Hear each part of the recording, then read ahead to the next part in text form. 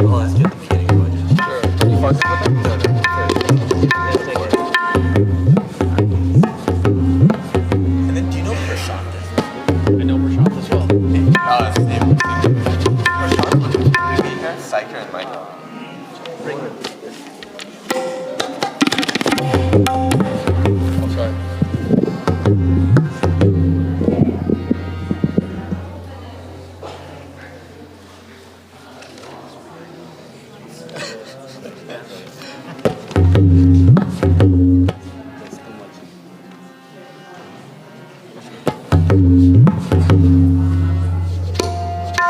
Whatever is the same, you just make it the same.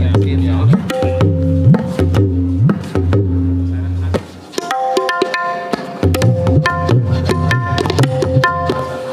Ah.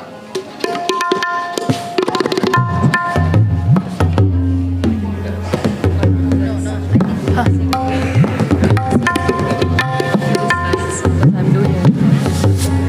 Something peaceful.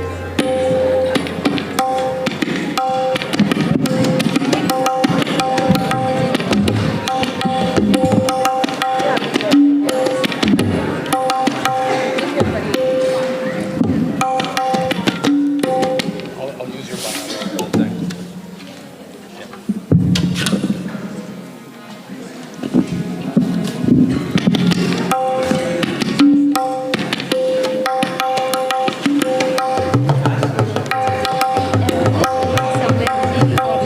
No attention, please.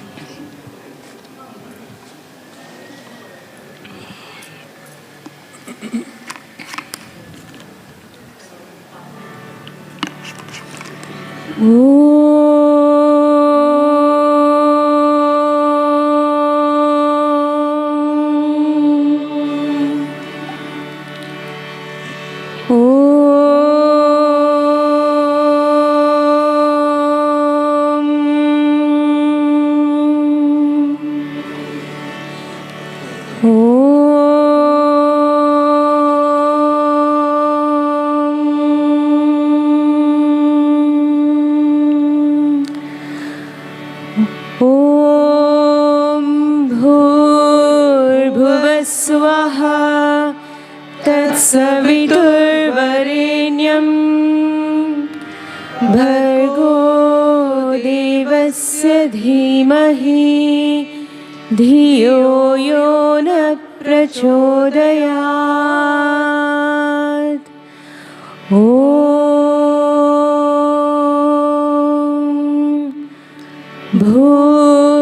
भूर्भुवस्वः तत्सवितुर्वरेण्यं भर्गो देवस्य भर्गोदेवस्य धीमहि धियो यो न प्रचोदयात् ॐ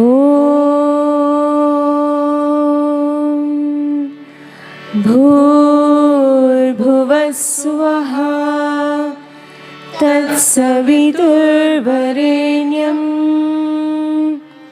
भर्गो देवस्य धीमहि धियो यो न प्रचोदयात् अशीमवहु वहिष्ठेमस्ति उषास्ति उषाहमाय यतशाय वहिष्ठायशे श्मा इस्राएल अदोनाय एलोहेनु अदोनाय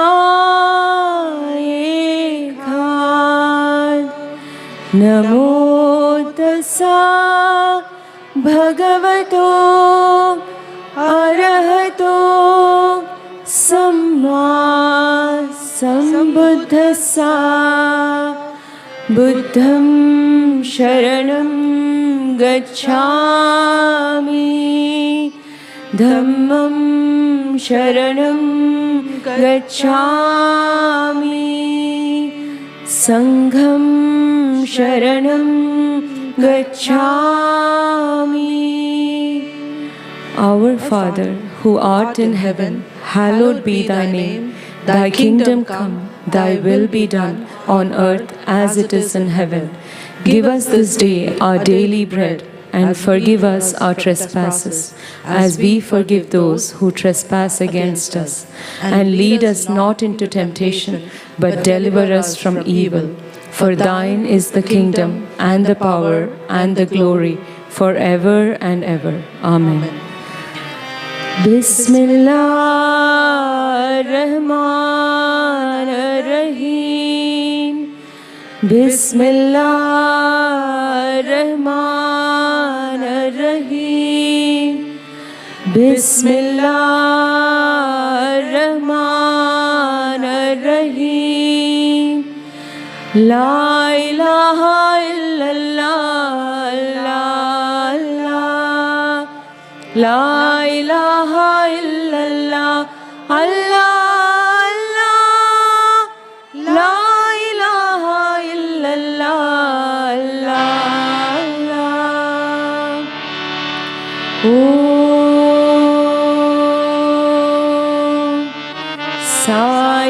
Saishwaraya Vidmahe Satyadevaya Dhimahi Tanna Sarva Prachodayat.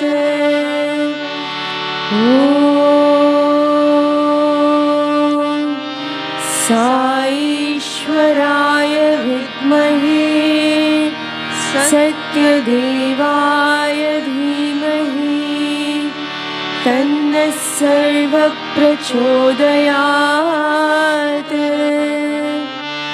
Om Saishwaraya Vidmahe Satyadevaya Dhimahi Tanna Sarva Prachodayat.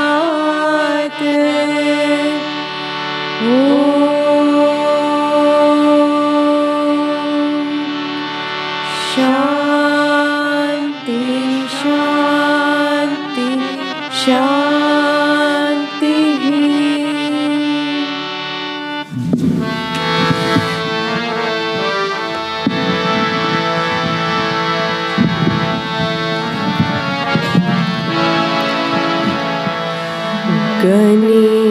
गणेशचरणं परमपावनं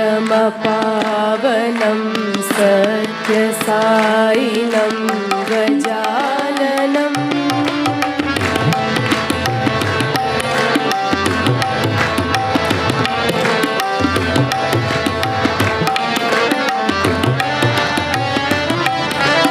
गणेशचरणं परमपावनं सत्यसायिनं गजाननं गणेशचरणं परमपावनं सत्यसायिनं गजाननं नित्यस्मरणं परमपावनं सत्यसायिनं गजाननं नित्यस्मरणं परमपावनं सत्यसायिनं गजाननं नित्यस्मरणं परमपावनं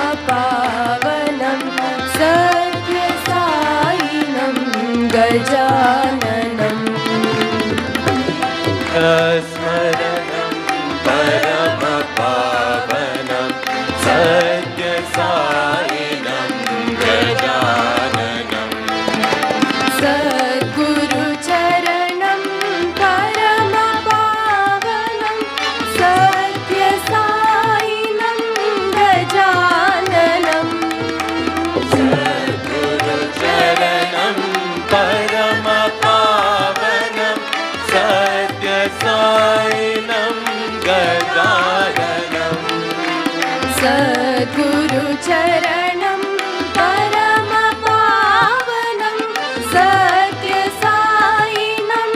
गजाननं सद्गुरुचरणं परमपावनं सत्यसायिनं गजाननं भवभयहरणं परमपावनं सत्यसायिनं गजाननं भवभयहरणं परमपावनं सत्यसायिनं गजाननं भवभयहरणं परमपावनं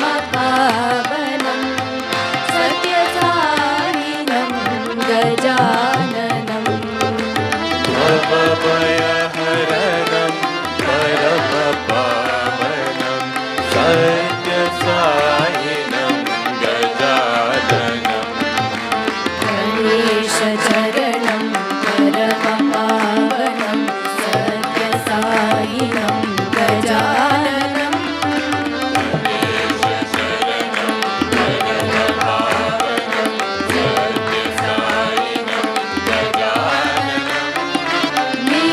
नित्यस्मरणं परमपावनं सत्यसायिनं गजाननं नित्यस्मरणं परमपावनं सत्यसायिनं गजाननं सद्गुरुचरणं परमपावनं सत्यसायिनं गजाननं सद्गुरुचरणं परमपावनं सत्यसायिनं गजाननं भवभयहरणं परमपावनं सत्यसायिनं गजाननं भवभयहरणं परमपावनं सत्यसायिनं गजाननं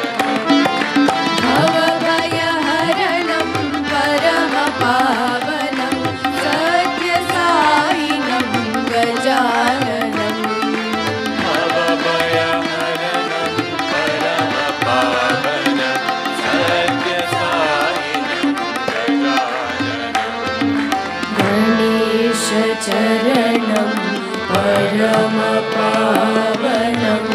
सत्यसायिनं गजाननं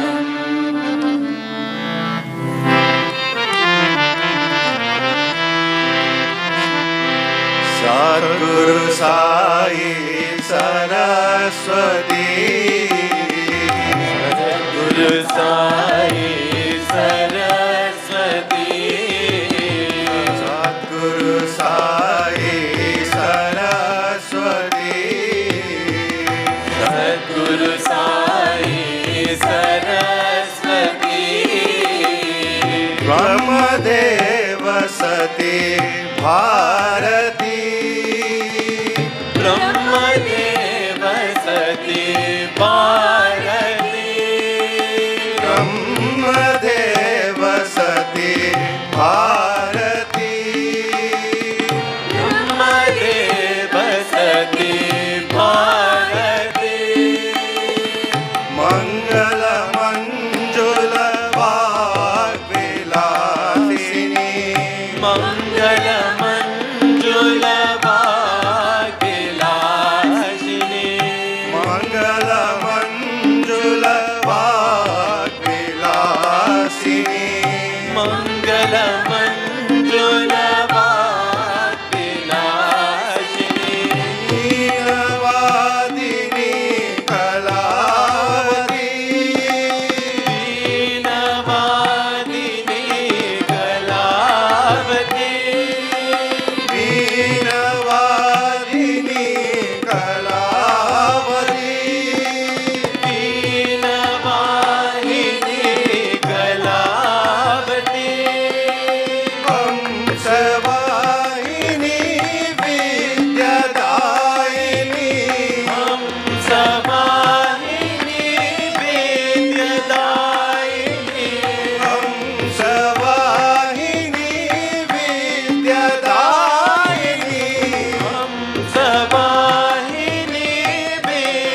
विद्यादायिनी वेदमाता Shri Sai Bhagwati वेदमाता Shri Sai Bhagwati वेदमाता Shri Sai Bhagwati वेदमाता Shri Sai Bhagwati सद्गुरु साई सरस्वती सद्गुरु साई सरस्वती ब्रह्मदेव सती भारती ब्रह्मदेव सती भारती मंगल मंजुल वाग्विलासिनी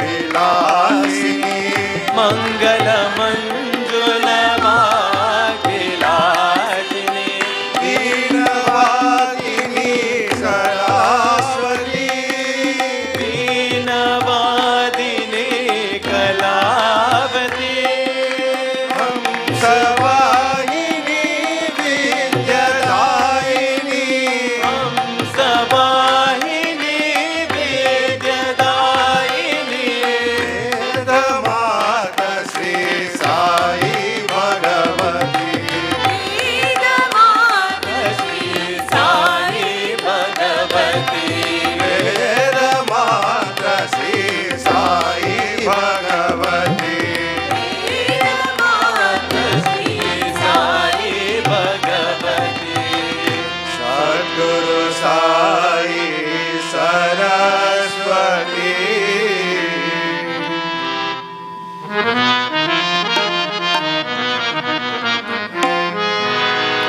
त्रिपुर सुंदरी माँ अम्बा दया सागरी माँ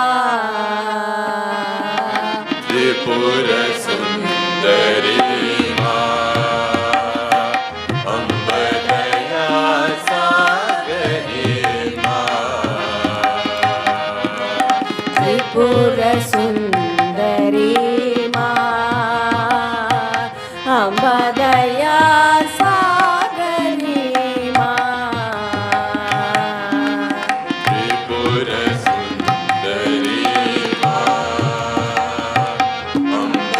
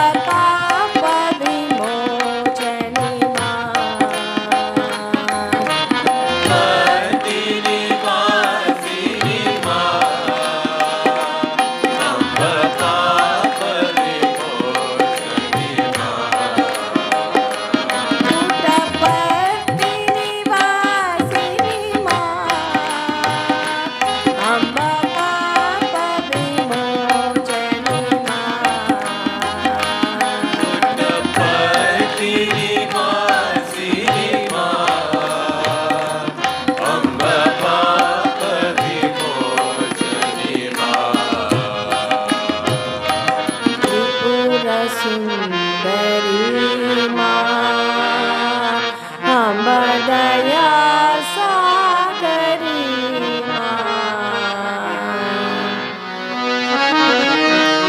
जय जगदीश हरे, जय गोविंद हरे, जगदीश हरे, जय गोविंद हरे, जय जगदीश हरे, जय गोविंद हरे,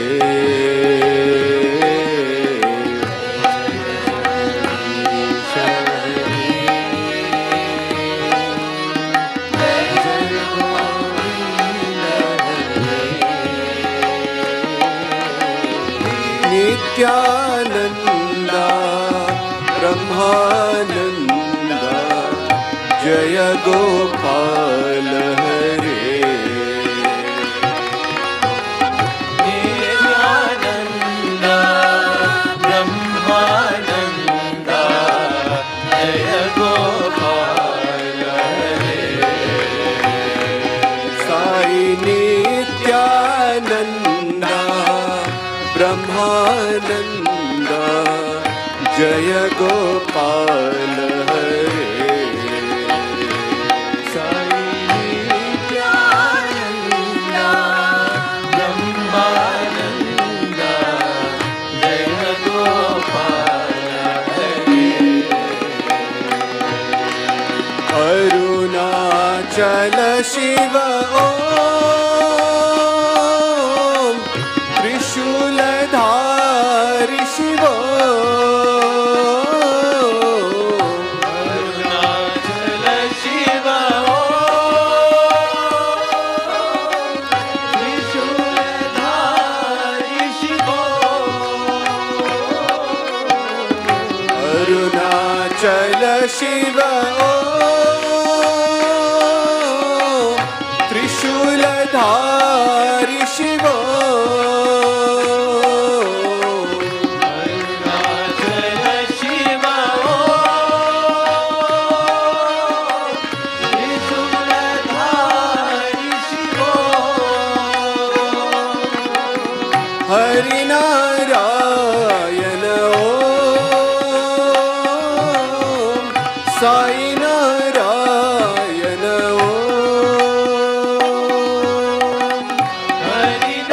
हरिनारायण ओम,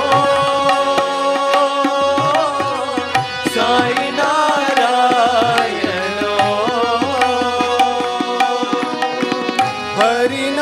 हरिनारायण ओम,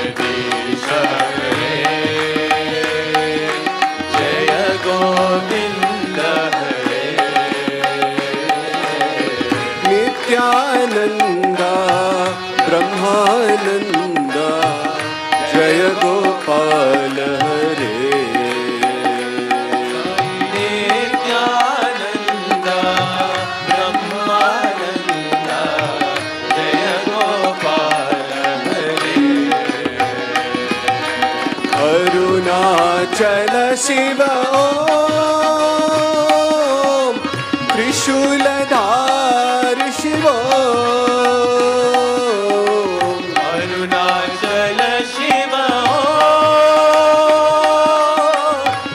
त्रिशूलधारी शिव हरिनारायण ओम साई नारायण ओम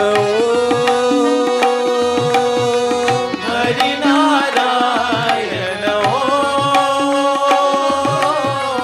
साई नारायण जय देवी भारती विद्यादायिनी अन्नपूर्ण माता जय देवी भारती विद्यादायिनी अन्नपूर्ण माता जय देवी भारती विद्यादायिनी अन्नपूर्ण माता जय देवी भारती विद्यादायिनी अन्नपूर्ण माता जय जगदीश हरे जय गोविंद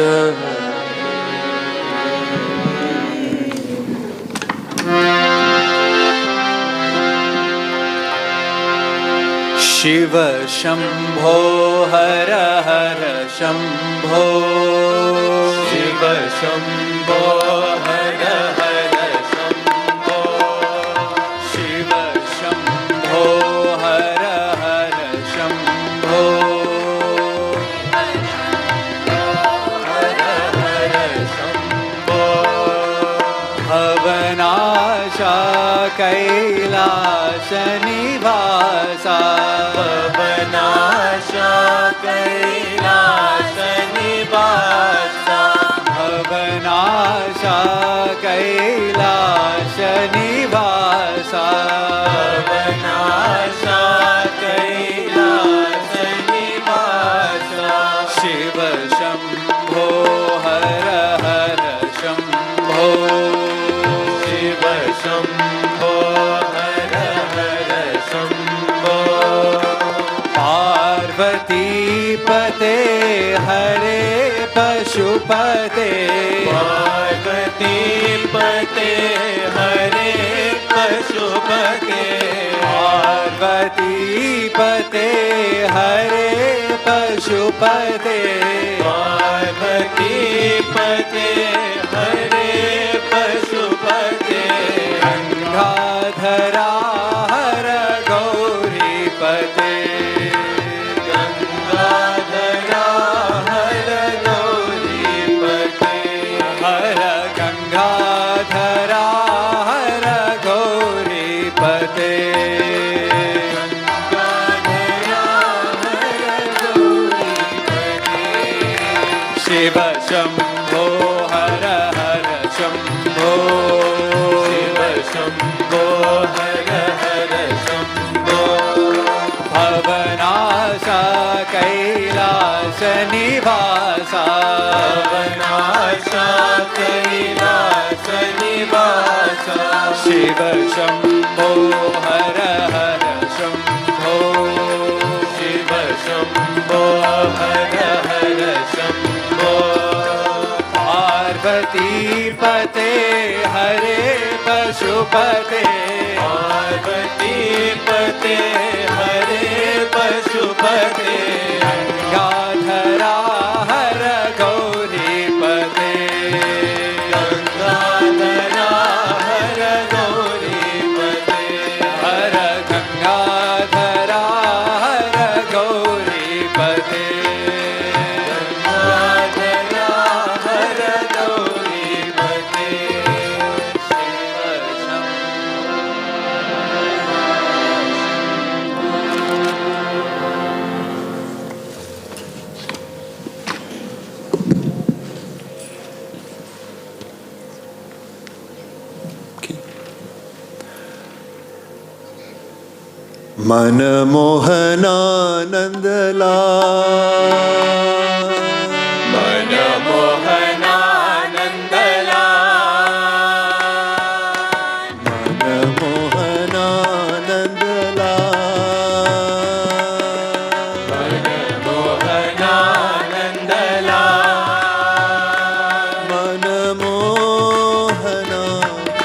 ಮಧುಸೂದನ ಬೃಂದಾವನಾನಂದಲ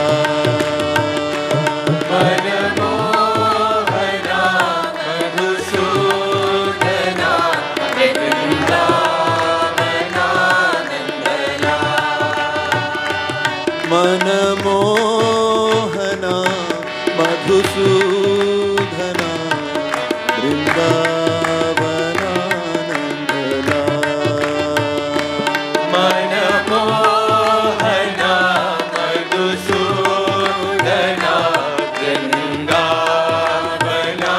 ಬೃಂದಾವನಾನಂದಲ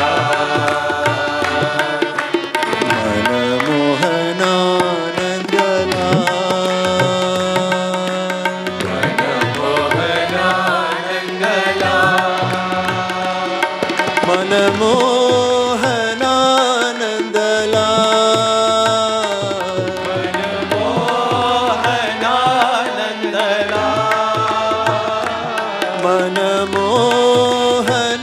ಮನಮೋಹನಾನಂದಲ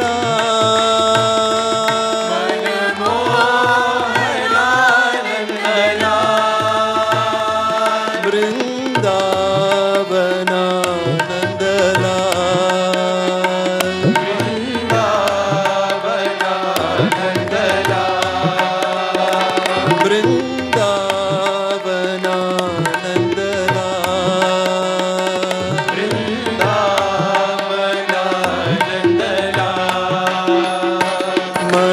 ಮನಮೋಹನ ಮಧುಸೂದನ ಬೃಂದಾವನಾನಂದಲ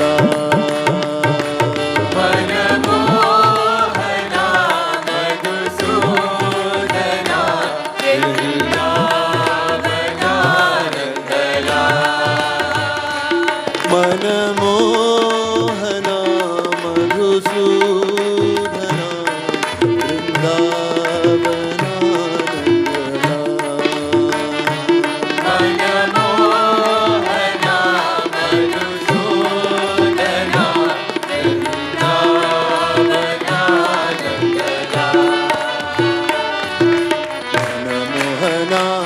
ಮನಮೋಹನಾನಂದಲ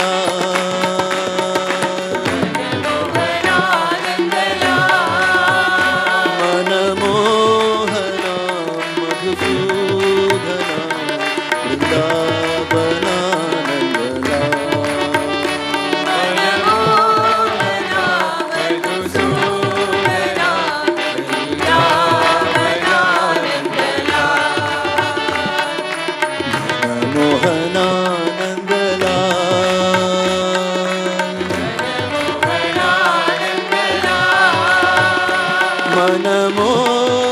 ಮನಮೋಹನಾನಂದಲ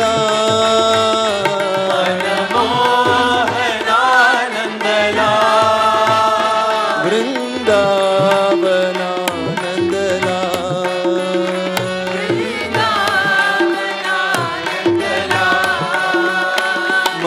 ಮನಮೋಹನ ಮಧುಸೂದನ ಬೃಂದಾವನಾನಂದಲ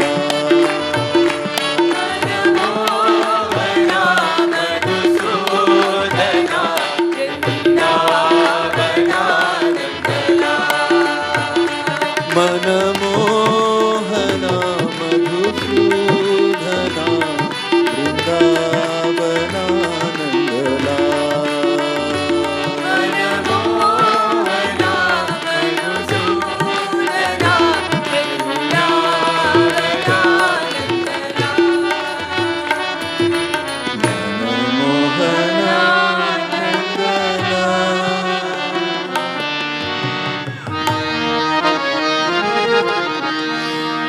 नंद के दुलारे भैया नाचो नाचो नाचो नंद के दुलारे भैया नाचो नाचो नाचो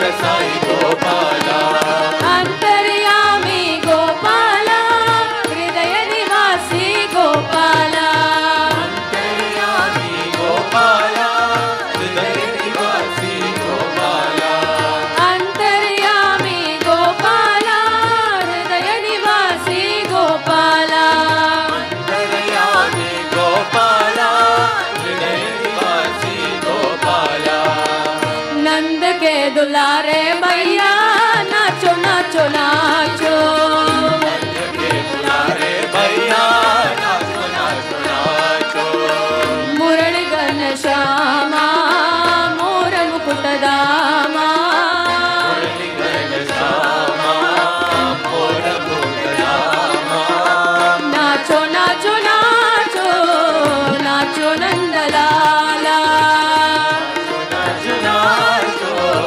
नाचो नंदलाला स्वागतम कृष्णा कृष्णा शरणागतम कृष्णा कृष्णा कृष्णा शरणागतम कृष्णा आओ मेरे नयनों में आओ मेरे भजनों में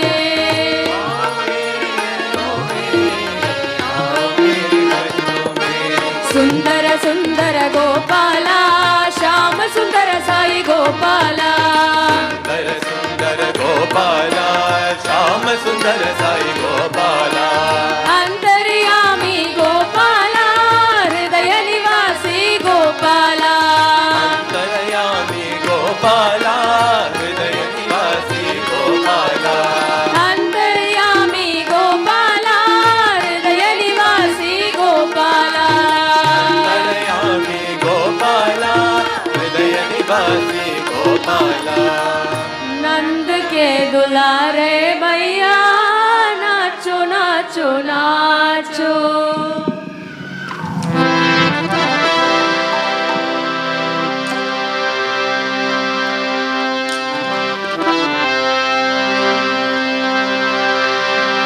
रहीम को भजने वाले तेरे पुजारी बाबा रहीम को भजने वाले तेरे पुजारी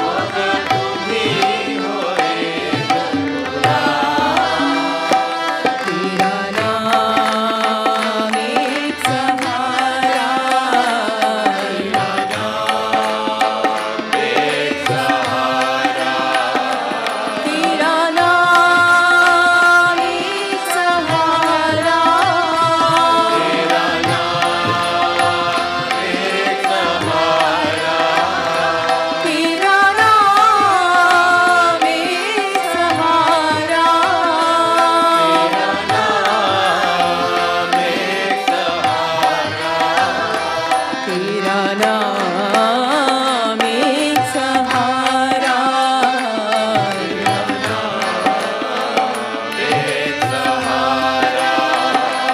तेरा नाम एक सहारा,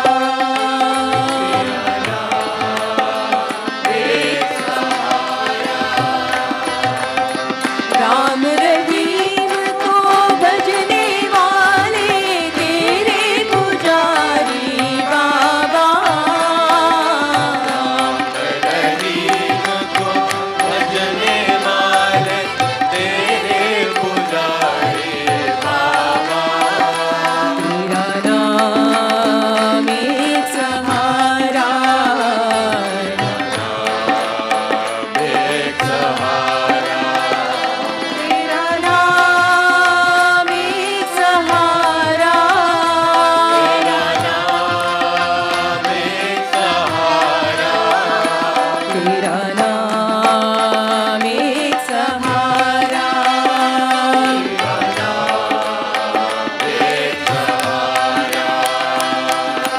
तुम्ही हो गीता, तुम्ही रामायण, तुम्ही हो गीता, तुम्ही रामायण, तुम्ही हो वेद पुराण,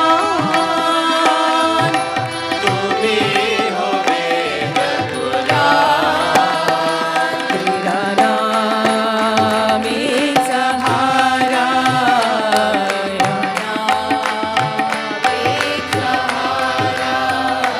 तेरा नाम एक सहारा, एक सहारा, तेरा नाम एक सहारा,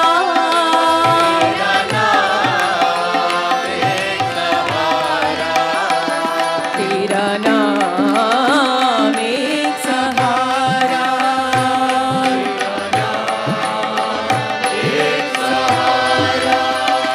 तेरा नाम एक सहारा,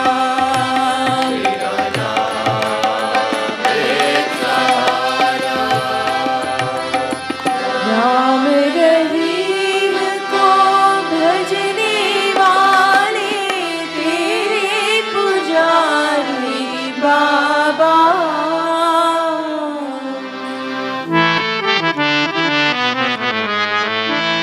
शिव शिव शिव शिव शिवाय नमो, शिव शिव शिव शिवाय नमो, शिव शिव शिव शिव शिवाय नमो, शिव शिव शिव शिवाय नमो, हर हर हर हर हराय नमो,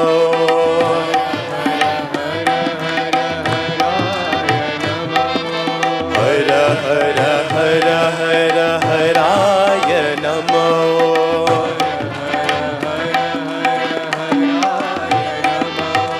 शिव शिव शिव शिव शिवाय नमो, शिव शिव शिव शिवाय नमो, अलक निरंजन भव भय भंजन,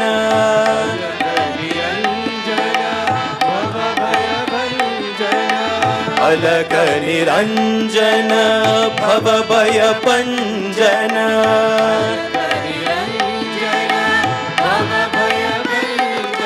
साईश्वराय नमो,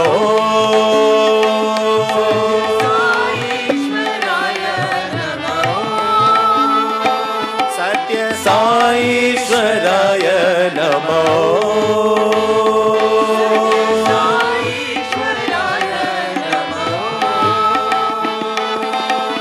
प्रणव स्वरूपा परमेश्वरा,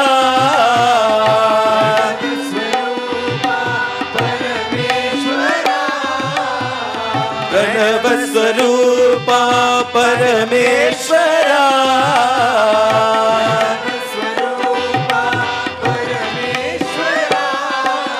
पतीश्वराय नमो,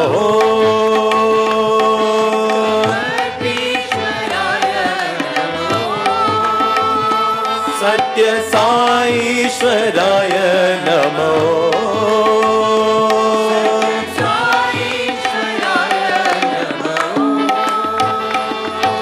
शिव शिव शिव शिव शिवाय नमो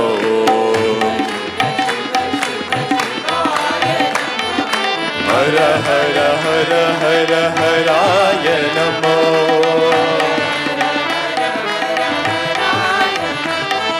शिव शिव शिव शिव शिवाय नमो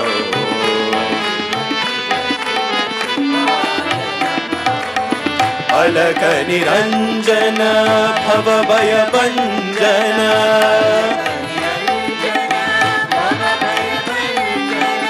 साईश्वराय नमो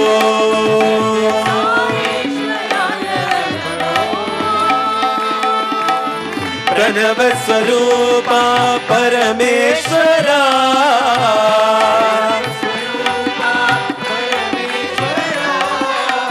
पतीश्वराय नमो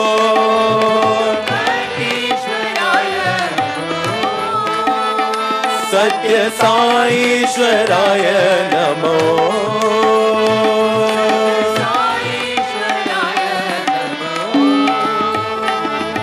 शिव शिव शिव शिव शिवाय नमो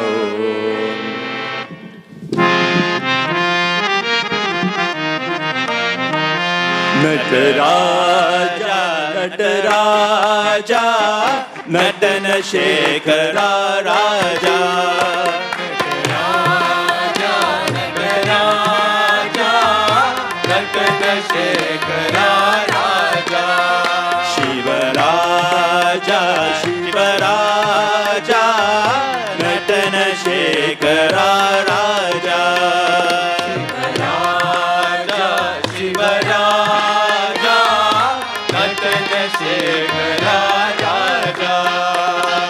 शिव शिव नमो हर हर नमो शिव शिव नमो हर हर नमो शिव शिव नमो हर हर नमो शिव शिव नमो हर हर नमो शंकर शिव नटराजा शंकर शिव नटराजा शंकर शिव नटराजा शंकर शिव नटराजा नटराजा नटराजा नटन शेखरा राजा नटराजा नटराजा नटन शेखरा राजा नमः पार्वती पतये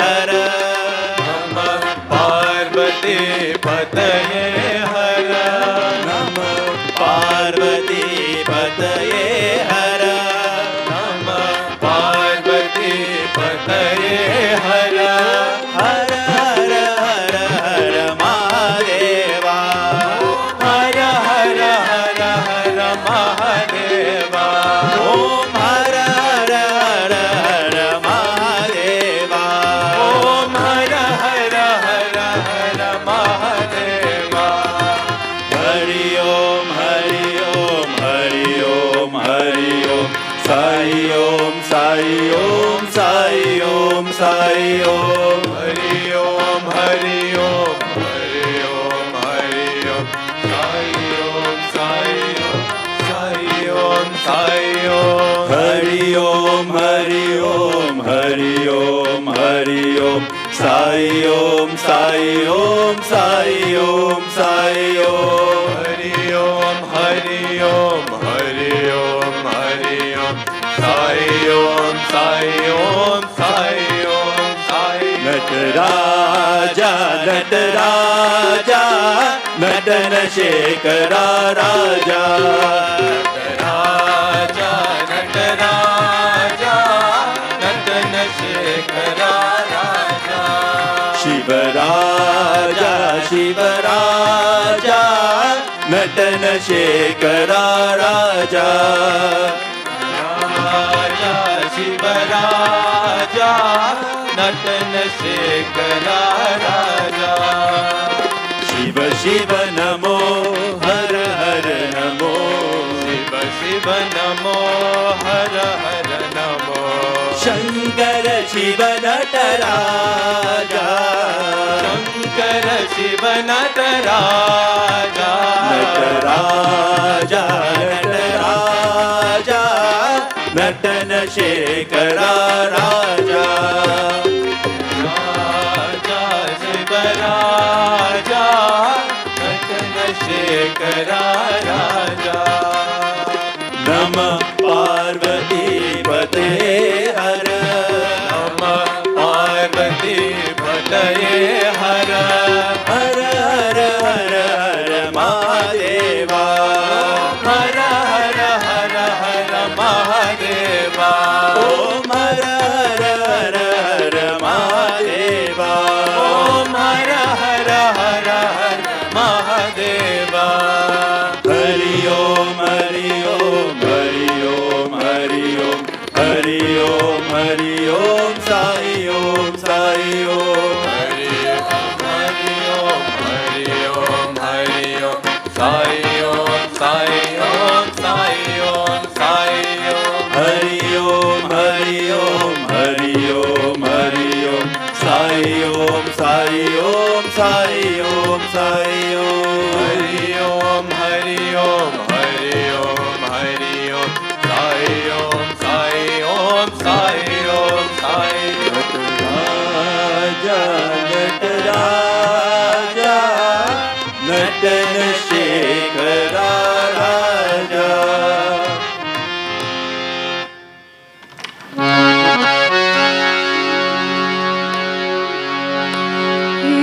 Krishna, Hey Krishna, Krishna Hey Krishna, Hey Krishna,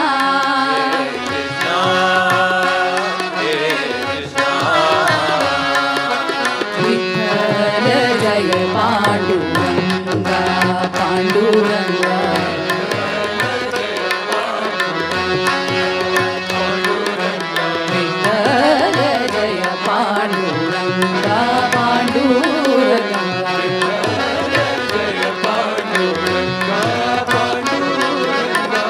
Nand किशोरा Shyam Gopala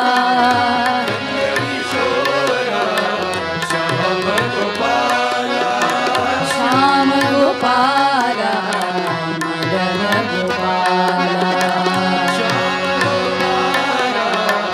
Madan Gopala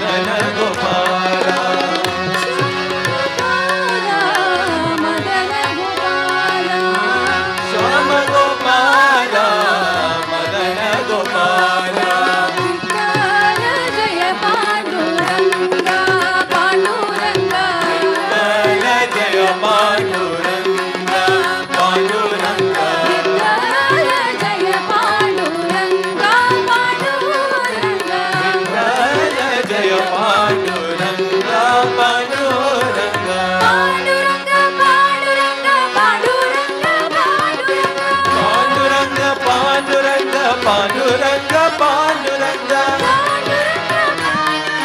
Panduranga,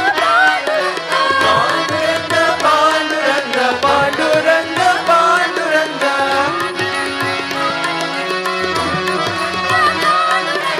Panduranga, Panduranga, Panduranga, Panduranga, Panduranga,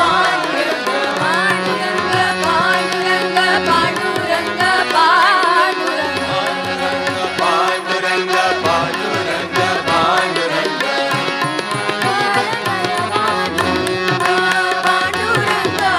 Jaya Jaya Panduranga, Panduranga.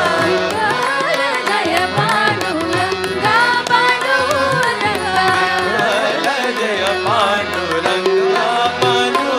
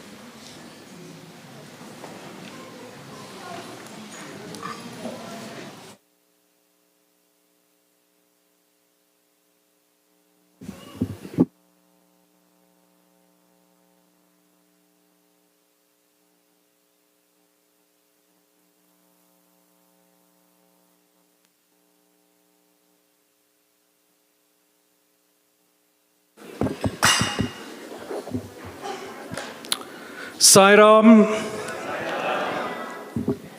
We have been coming to Camp Westmont for our annual retreat since 2006, maybe even earlier, since the time of Arjun Uncle. And this has continued ever since. And Camp Westmont has become not only a part of our annual calendar, but also our most cherished memories. Thanks in large part to the warmth and the generosity of the Moskowitz family and the Camp Westmont staff, who spared no effort, leave no stone unturned to make us feel welcome and at home. Ross Moskowitz took over from his parents, who created this beautiful Camp Westmont, and it's turned into an even more beautiful camp thanks to his work.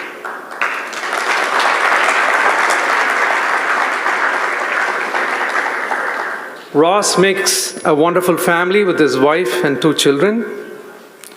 Ross is an attorney by training, but for all of us who know him, he's a friend, he's a brother,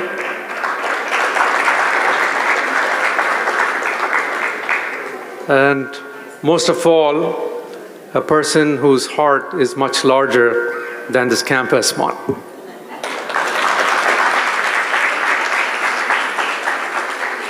So please join me in giving a very warm welcome to Ross.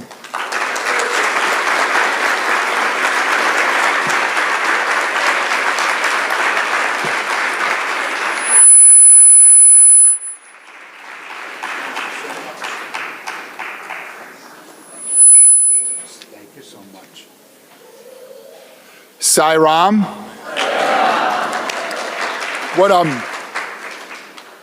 What beautiful words. Thank you very much.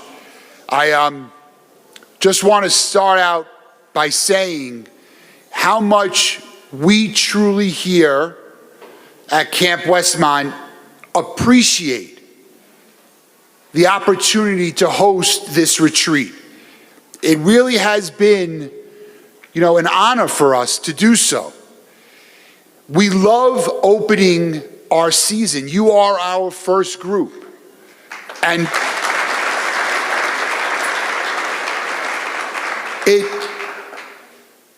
it really allows us to both mentally, physically, spiritually open up the camp for the season. And I couldn't think of a better group of people who inspire. We love having you here. We love the chanting. We love your spirit. We love your enthusiasm. We take a lot of what you do and your teachings. We have brought it into our own in a lot of our staff orientations. It's been quite a partnership, really. That's what I would say.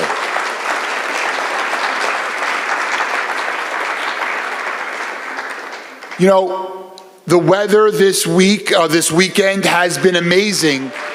Yes.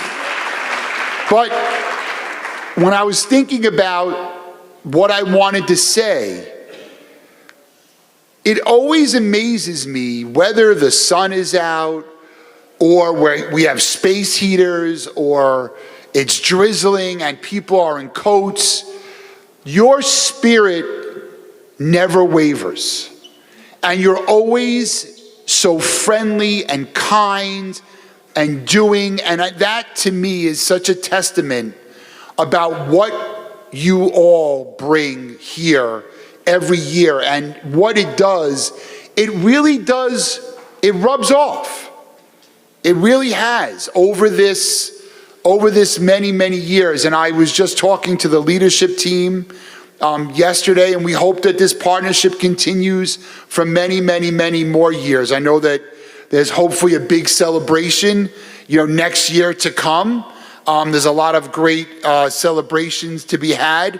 So once again, from myself, from Scott Freemer, Barry Margolis, and our team with Bobby and Katie, who really put in everything that they have, I just want you guys to know how much we value you. I never want you to feel that we take you guys for granted, because honestly, you guys being here Memorial Day weekend, it gets us reinvigorated every single year. And thank you for everything that you do. And all I could say is welcome home.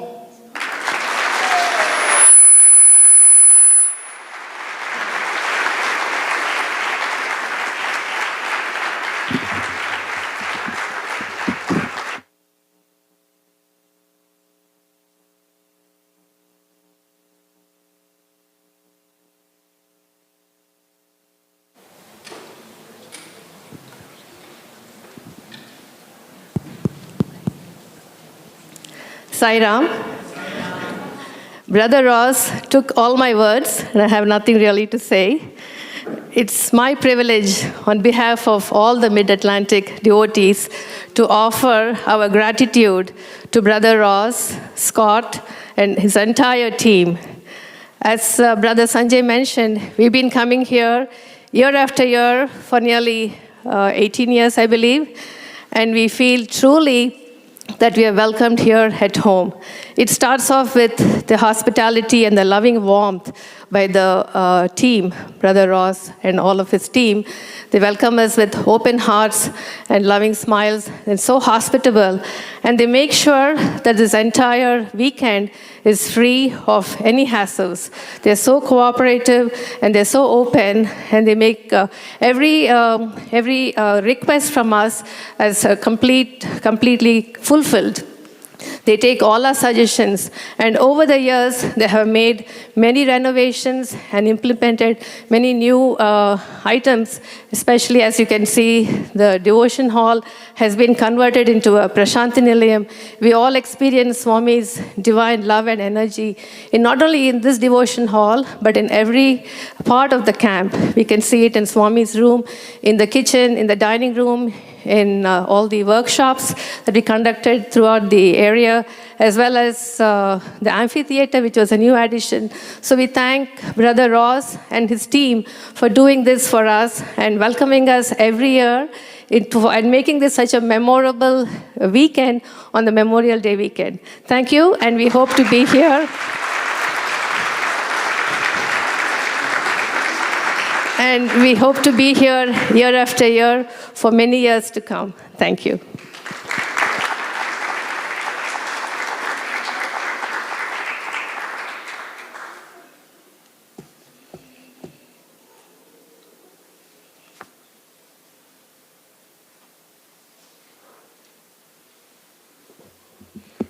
Thank you, Sister Suhasini. I offer our collective humble salutations at the divine lotus feet of our beloved Bhagavan. Sai Ram. I hope you are all enjoying this wonderful Memorial Day weekend. Swami has given us beautiful, beautiful weather, as Ross mentioned. I think this has been the best weather so far, right? In the past, the recent past, I would say, right? Yeah. Thank you, Swami. So, as we know, Memorial Day is observed to honor our veterans for their selfless service and sacrifice. So, let's take a moment to express our gratitude to all the veterans. Let's pause and close your eyes for a moment for a short prayer.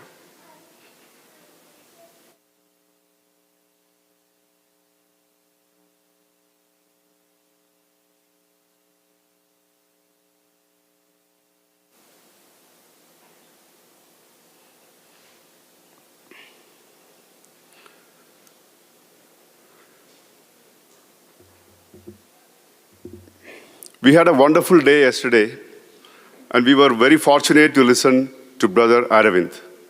We ended the day with a wonderful SSC4 reflections and amazing play by the young adults. Today, we are in for more treats. So on this Memorial Day, we have someone with us to make this retreat even more memorable one. I'm delighted to have the opportunity to introduce this distinguished individual who has made significant contributions to our Sai organizations and beyond. He is none other than Brother Harish Naidu.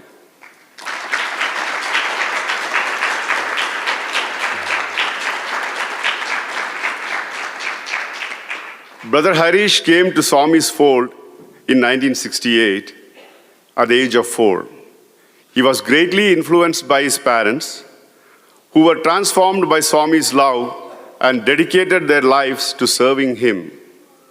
Harish moved to USA in 1986 and obtained his master's degree in electrical and computer engineering from the State University of New York, Buffalo. He has worked in the software industry since 1988, and in the recent past has been involved in developing and delivering products and services to help improve teachers and student experiences for K-12 education in the US. He has held senior executive positions in technology companies. He lives in the Seattle area with his wife and 2 children. Throughout his tenure within the SSSIO USA, Brother Harish has held pivotal roles, including regional president, deputy national council president, and he currently serves as a national council president. His guidance and vision has been instrumental for our region in navigating the challenges we have faced in the recent past, and his leadership continues to inspire us all. Please join me in extending a warm welcome to Brother Harish Naidu.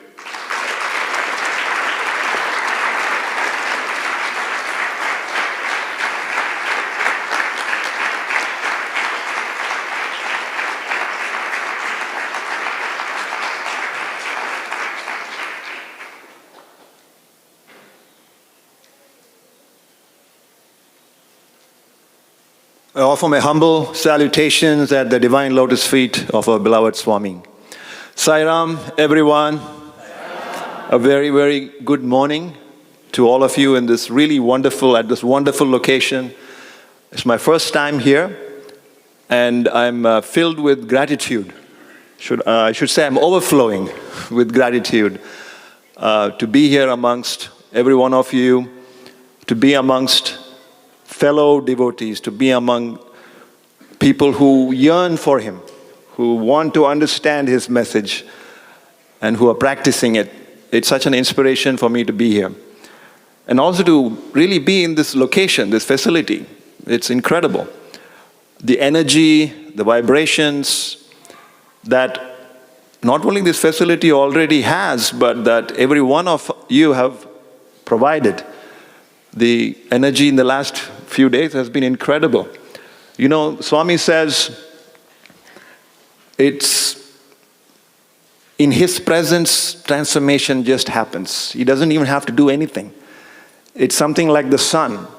When it comes out, just things happen. Flowers bloom. We all cheer up. Sun has to do nothing else, just be there. That's it. And now it's more about the awareness of His presence. And Swami has said that you can capture Him through devotion.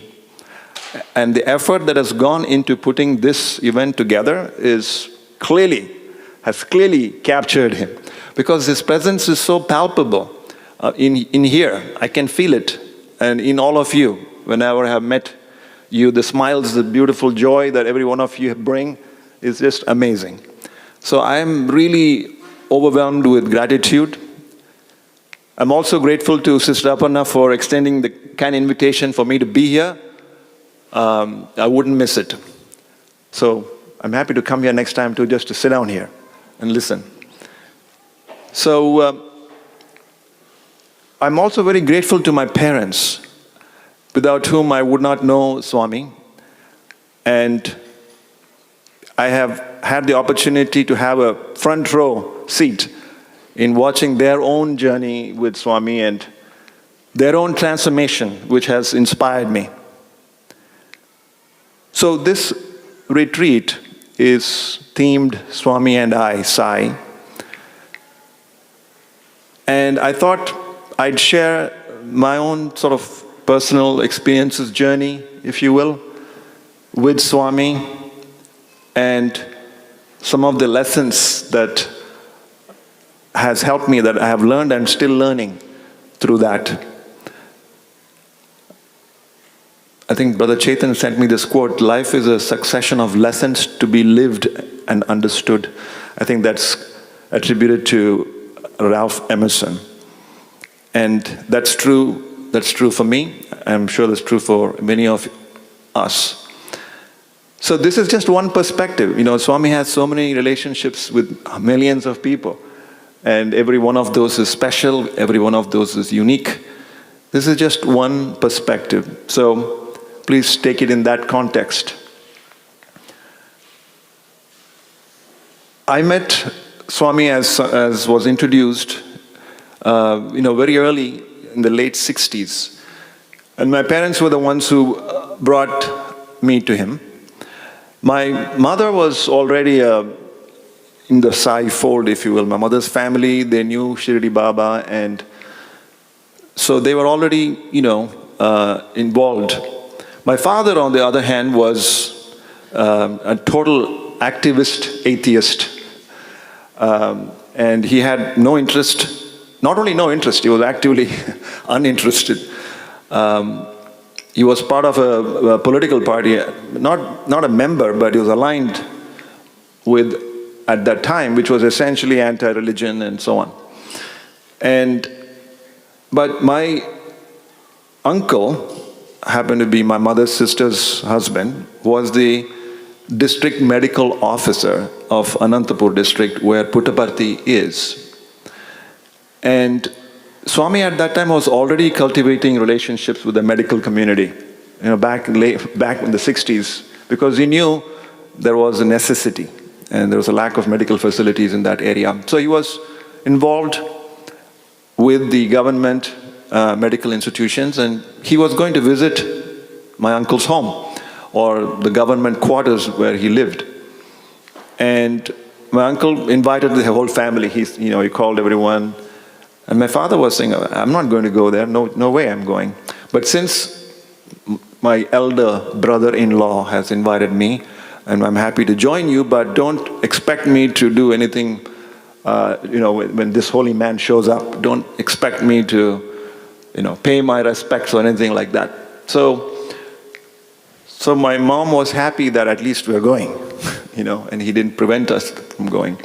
And so the day when Swami came, my father was apparently playing cricket, and Swami showed up, and then somebody called him, come on, Swami is here. And so he just came sweating, and he made up his mind not to show any sign of respect, to this man.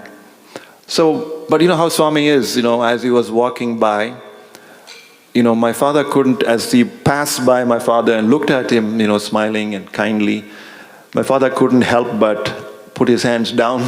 He was like this, he put his hands down and he bowed his head, and then Swami just moved on. And he was wondering, why did I do that? That's what I was referring to, is in the presence, there's no other alternative. In the presence of so much love, there is nothing else you can do.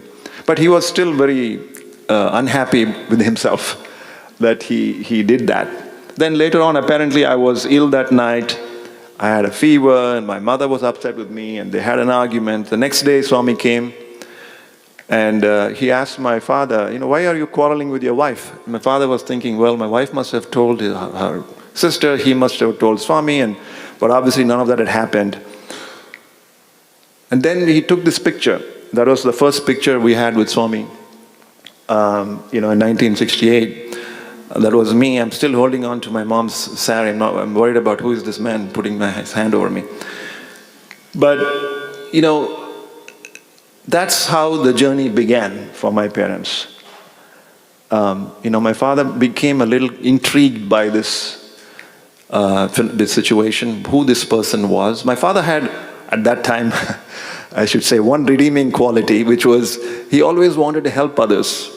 He was very, very motivated to help everyone in the family, anybody who's poor, he wanted to help others. That was his sort of, priority, and spontaneously he wanted to do that. So he was beginning to get attracted to Swami, and he still did not know why.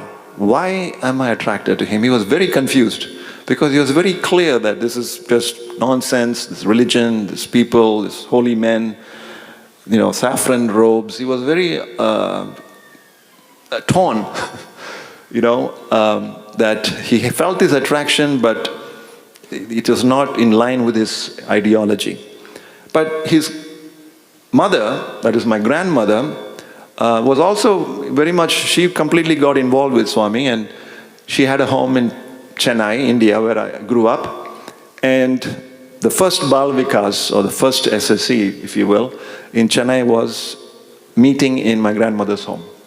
And Swami actually visited my grandmother's home. The first play they did was a story of little Krishna, Krishna Leela. And so my mother encouraged my father too, you should go, you should get involved.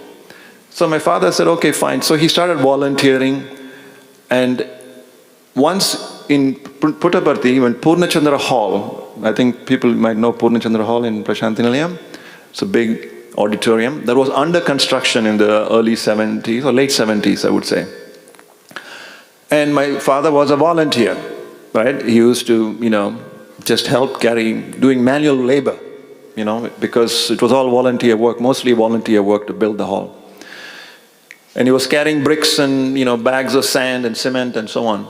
And Swami used to take a very personal interest. Swami is very particular, attention to detail.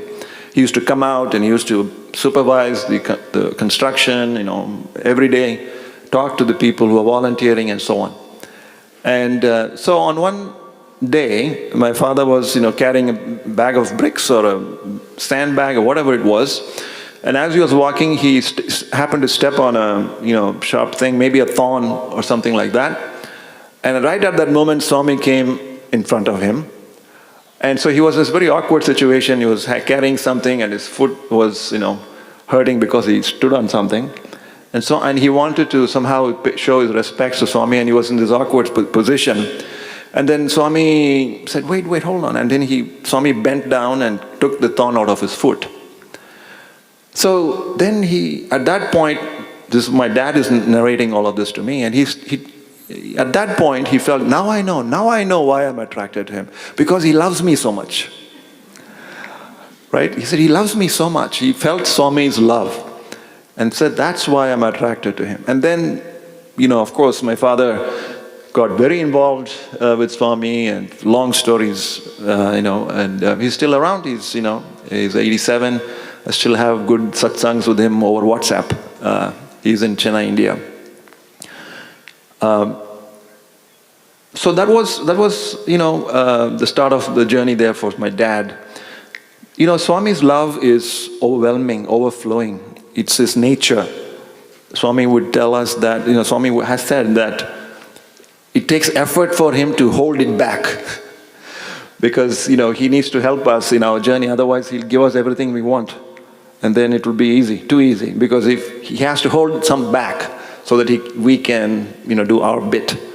It's almost like the sun having to hold back its warmth. That's impossible. But, Swami has to do that. Because his nature is this overflowing love. We might wonder, we might even, be proud about how much we love Swami.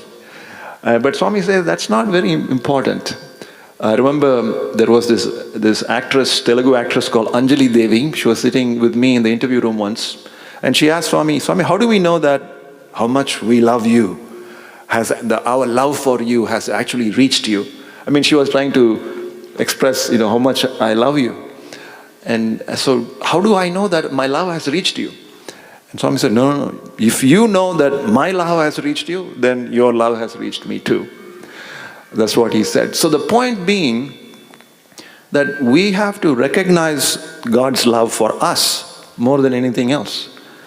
Our love for him will be a side effect. Once we recognize how much he loves us, we take so many things for granted. The fact that we're here in this beautiful place is love and grace. It did not happen by chance. It happened because of his grace. We take it for granted. We take the air for granted. We take the wind, the sunlight, the food we eat. Things magically happen. We eat the food and we get energy to speak.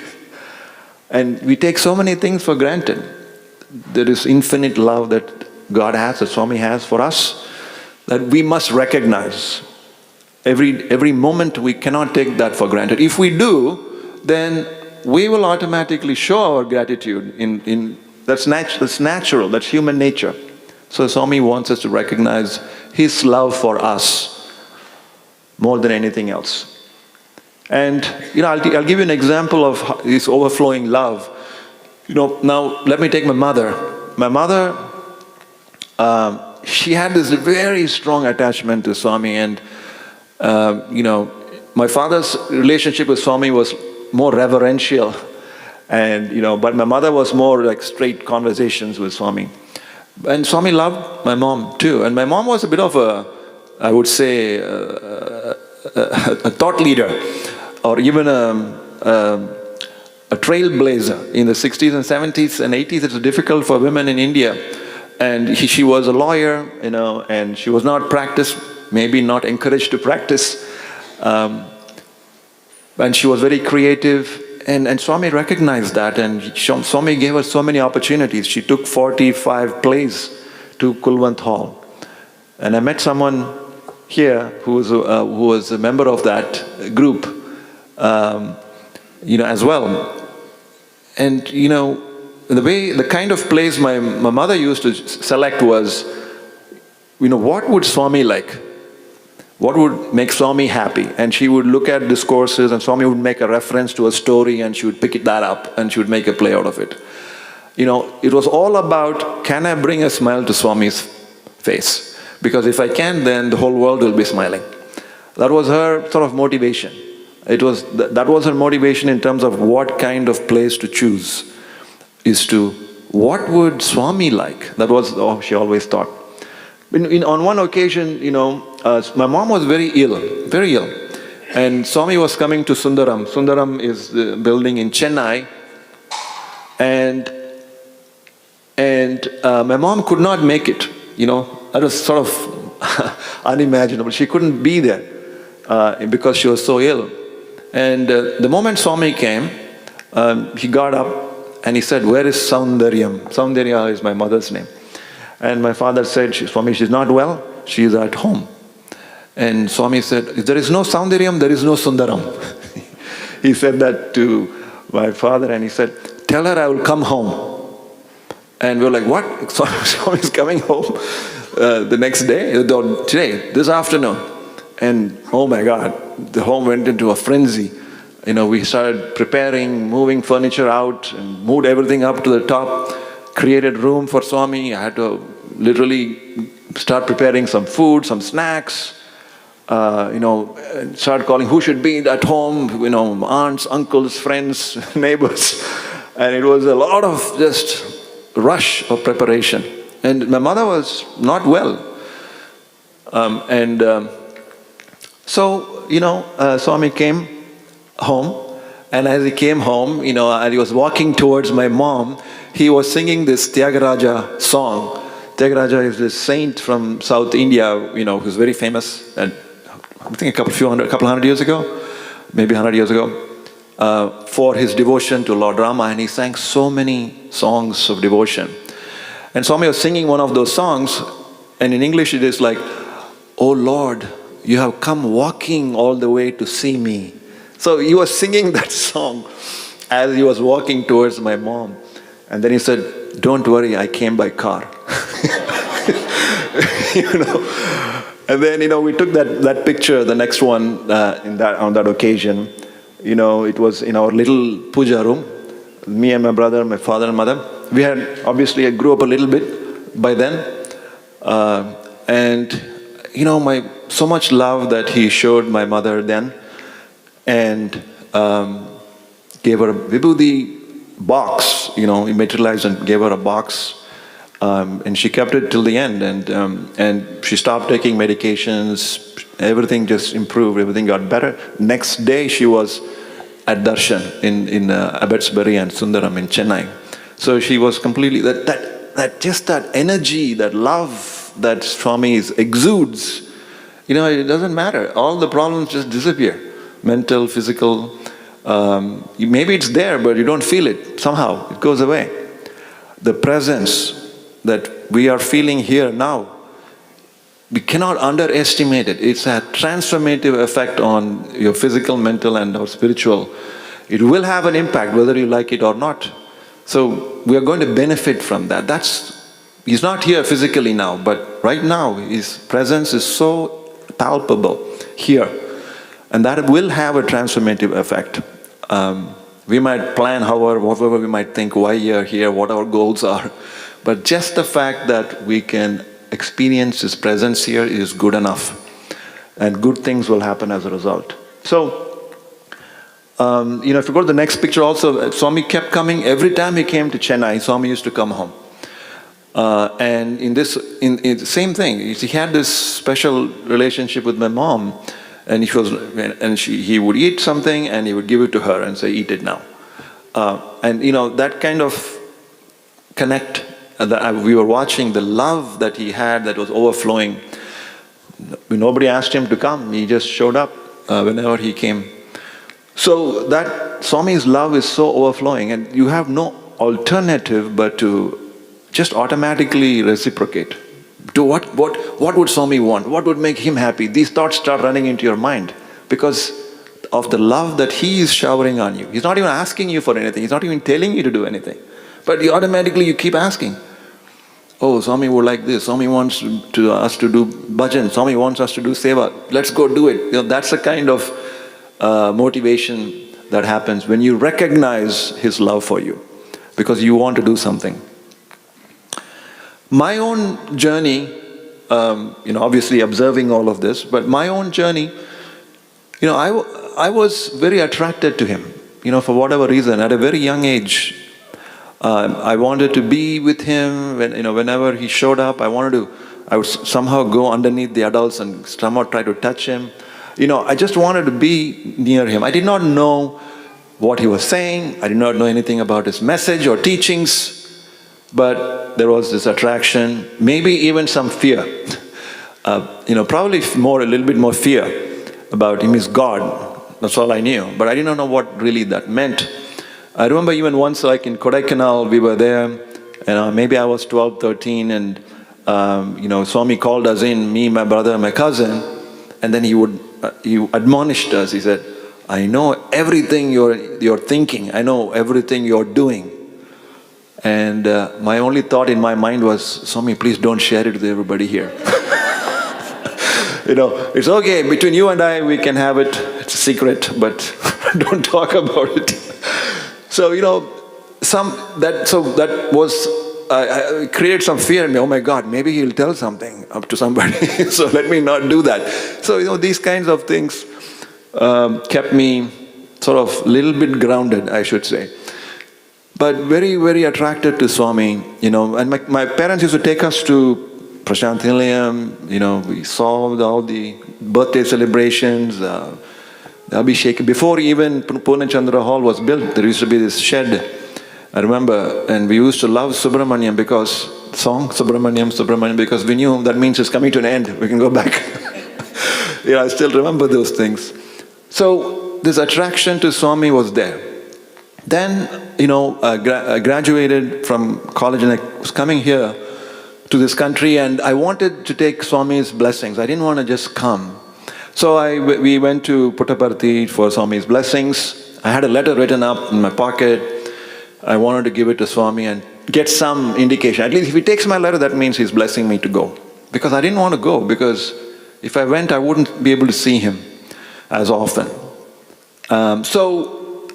We had to get these chits, if you remember, in Puttaparthi, to go for darshan. And, we used to get the biggest numbers, day after day after day, and, no chance. A week passed, my Swami talked to my father, he gave him a vibhuti, and my father said, look, Swami has already blessed us, let's go, it's been a week. I said, why don't you carry on? I want to try a few more days because, I want to get his sign, his blessing that it's okay for me to go. And so we went, they said, okay, we'll stay for one more day with you. So we stayed for one more day. And on that day, we got row number 2. And so we went and sat, and then Swami came by, and he looked at me. And I realized that I had written a letter, and I had forgotten about the letter. I took it out of my pocket, it was all crumpled. I gave it to him. He took it. I said, good, positive sign, I should go. But then even better, he went in and asked my father, bring your family in. So we went in for interview. Nobody said anything to Swami. He said, your son is going to America. Yes. And then he blessed me, gave me a ring, and I felt good. So I came to this country. Still did not know what Swami was about. Still not know what his message was or anything like that. So I came here, I graduated from Buffalo, went to Seattle, got a job. Within the first 6 months of the job, I had this extremely severe case of chicken pox. I was maybe 23, 24, getting chicken pox at 24 is not fun. Doctors should know. And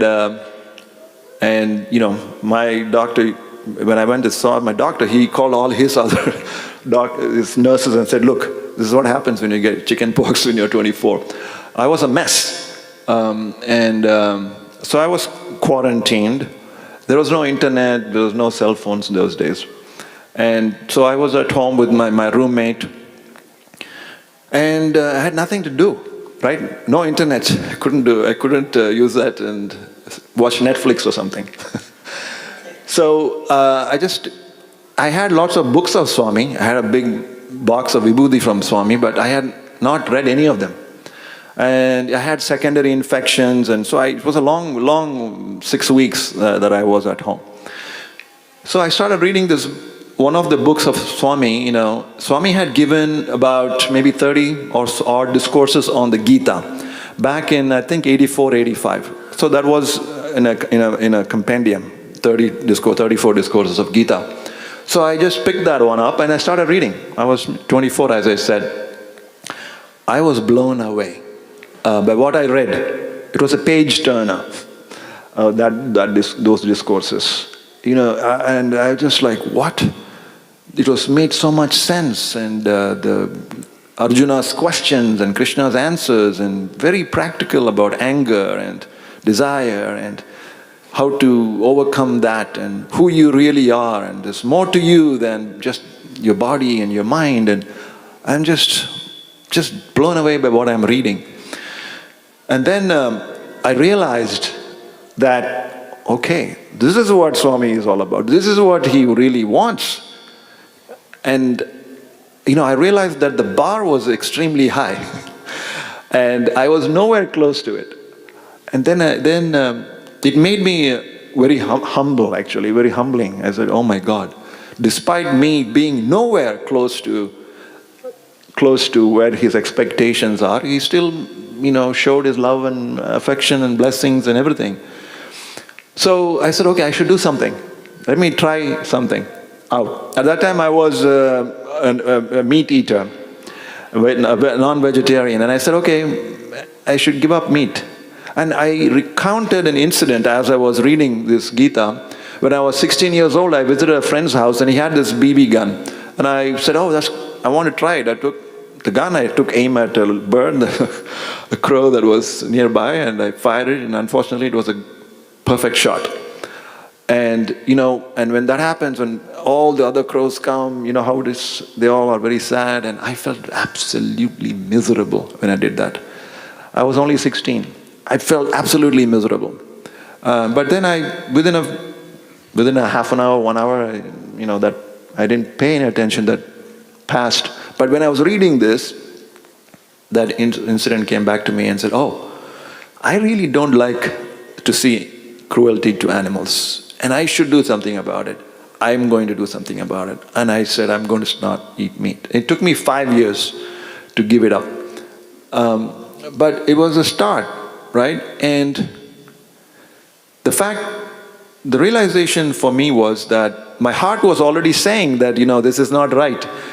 But my mind was rationalizing it. No, it's okay, no problem, this happens.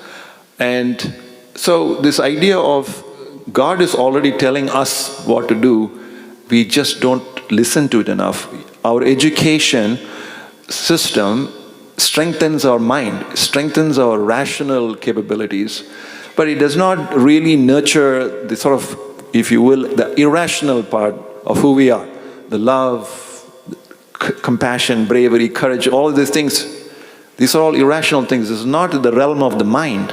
But our education system, obviously, there's no course you can take on courage, right? So that is what I realized, that, I was not listening to my heart. Your heart already is telling you what to do, but you just have to amplify that, keep the mind quiet. And then, as I was reading those discourses, Swami talked about meditation, the importance of quietening the mind through meditation. And I said, okay, I should practice this. Let's give it a shot. And, I was concerned for my roommate. He had never had chicken pox before. And my physician told me that 99% he's going to get it. He hasn't had a vaccination. He's going to get it. So I said, okay, let me try this meditation. And so this Jyoti meditation, I hope people know what that is. Where you visualize light, the light is entering you, and it goes through all parts of your body, it's purifying you, and then the light is in you, and then I am the light is expanding, and it goes to people around you. And I was, okay, it's going to my roommate, and it is building a shield around him so that he doesn't get chicken pox. So I'm doing all of this positive, sending out energy, love, and because that's what I was reading that Swami is saying.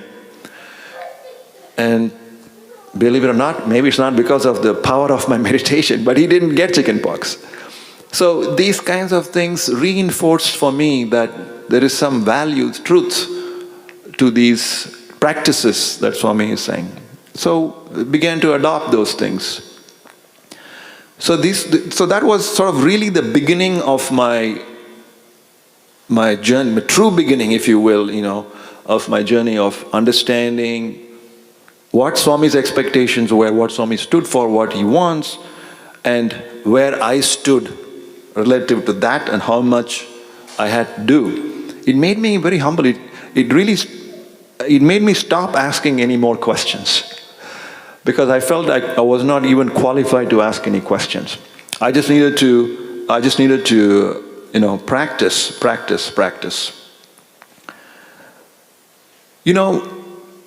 Swami always has said this many times, challenges have to be welcomed. Now that I know where Swami's expectations are, I'm committing myself to try and practice them, practice them. Guess what? He's going to say, good. I'm going to see how good you are with that.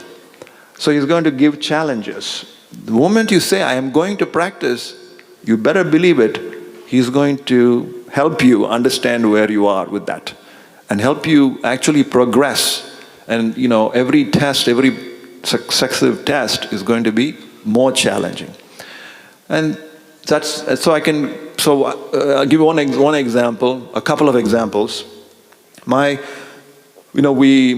son, we have two boys at the time, and my 5-year-old older boy had this weird illness. We had come back from a vacation and he had this 103, 104, 105 fever, and within like 3 days he developed big, massive rashes on his whole body, like big plates.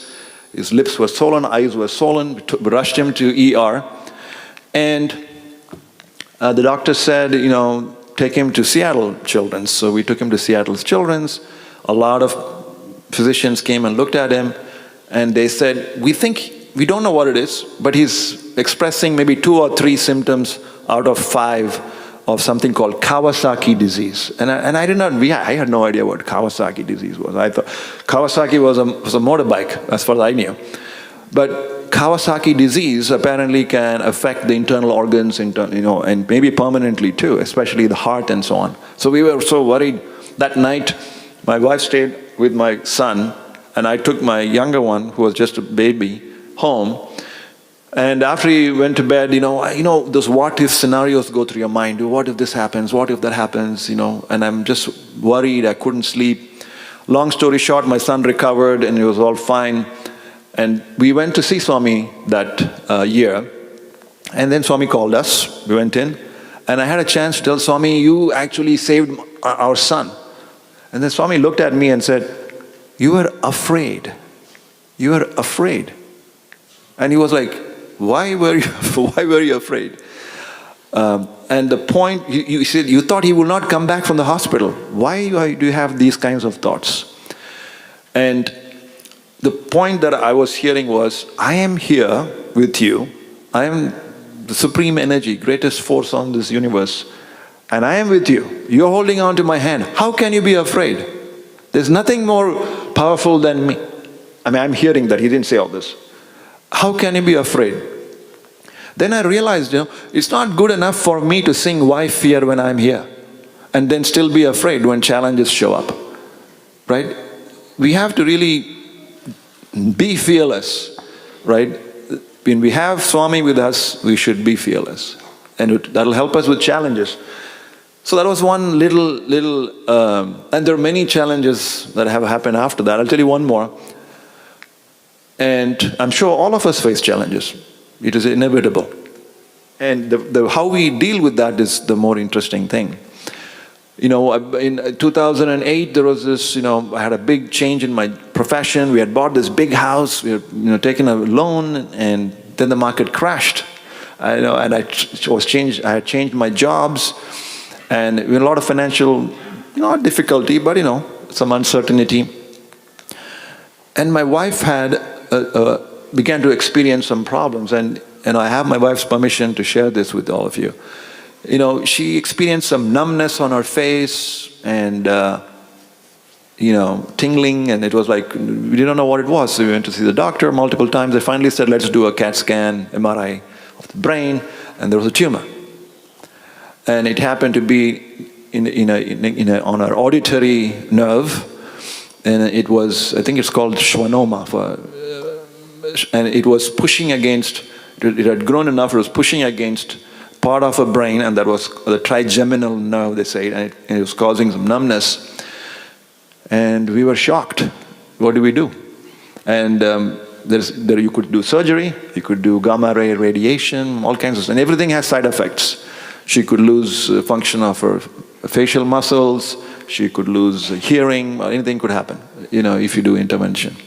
So we went from doctor to doctor and not getting enough guidance. So finally we were recommended to this expert, Charles Mangum he was called, and he had looked at thousands of these. And he said, look, there is an S curve to these tumors.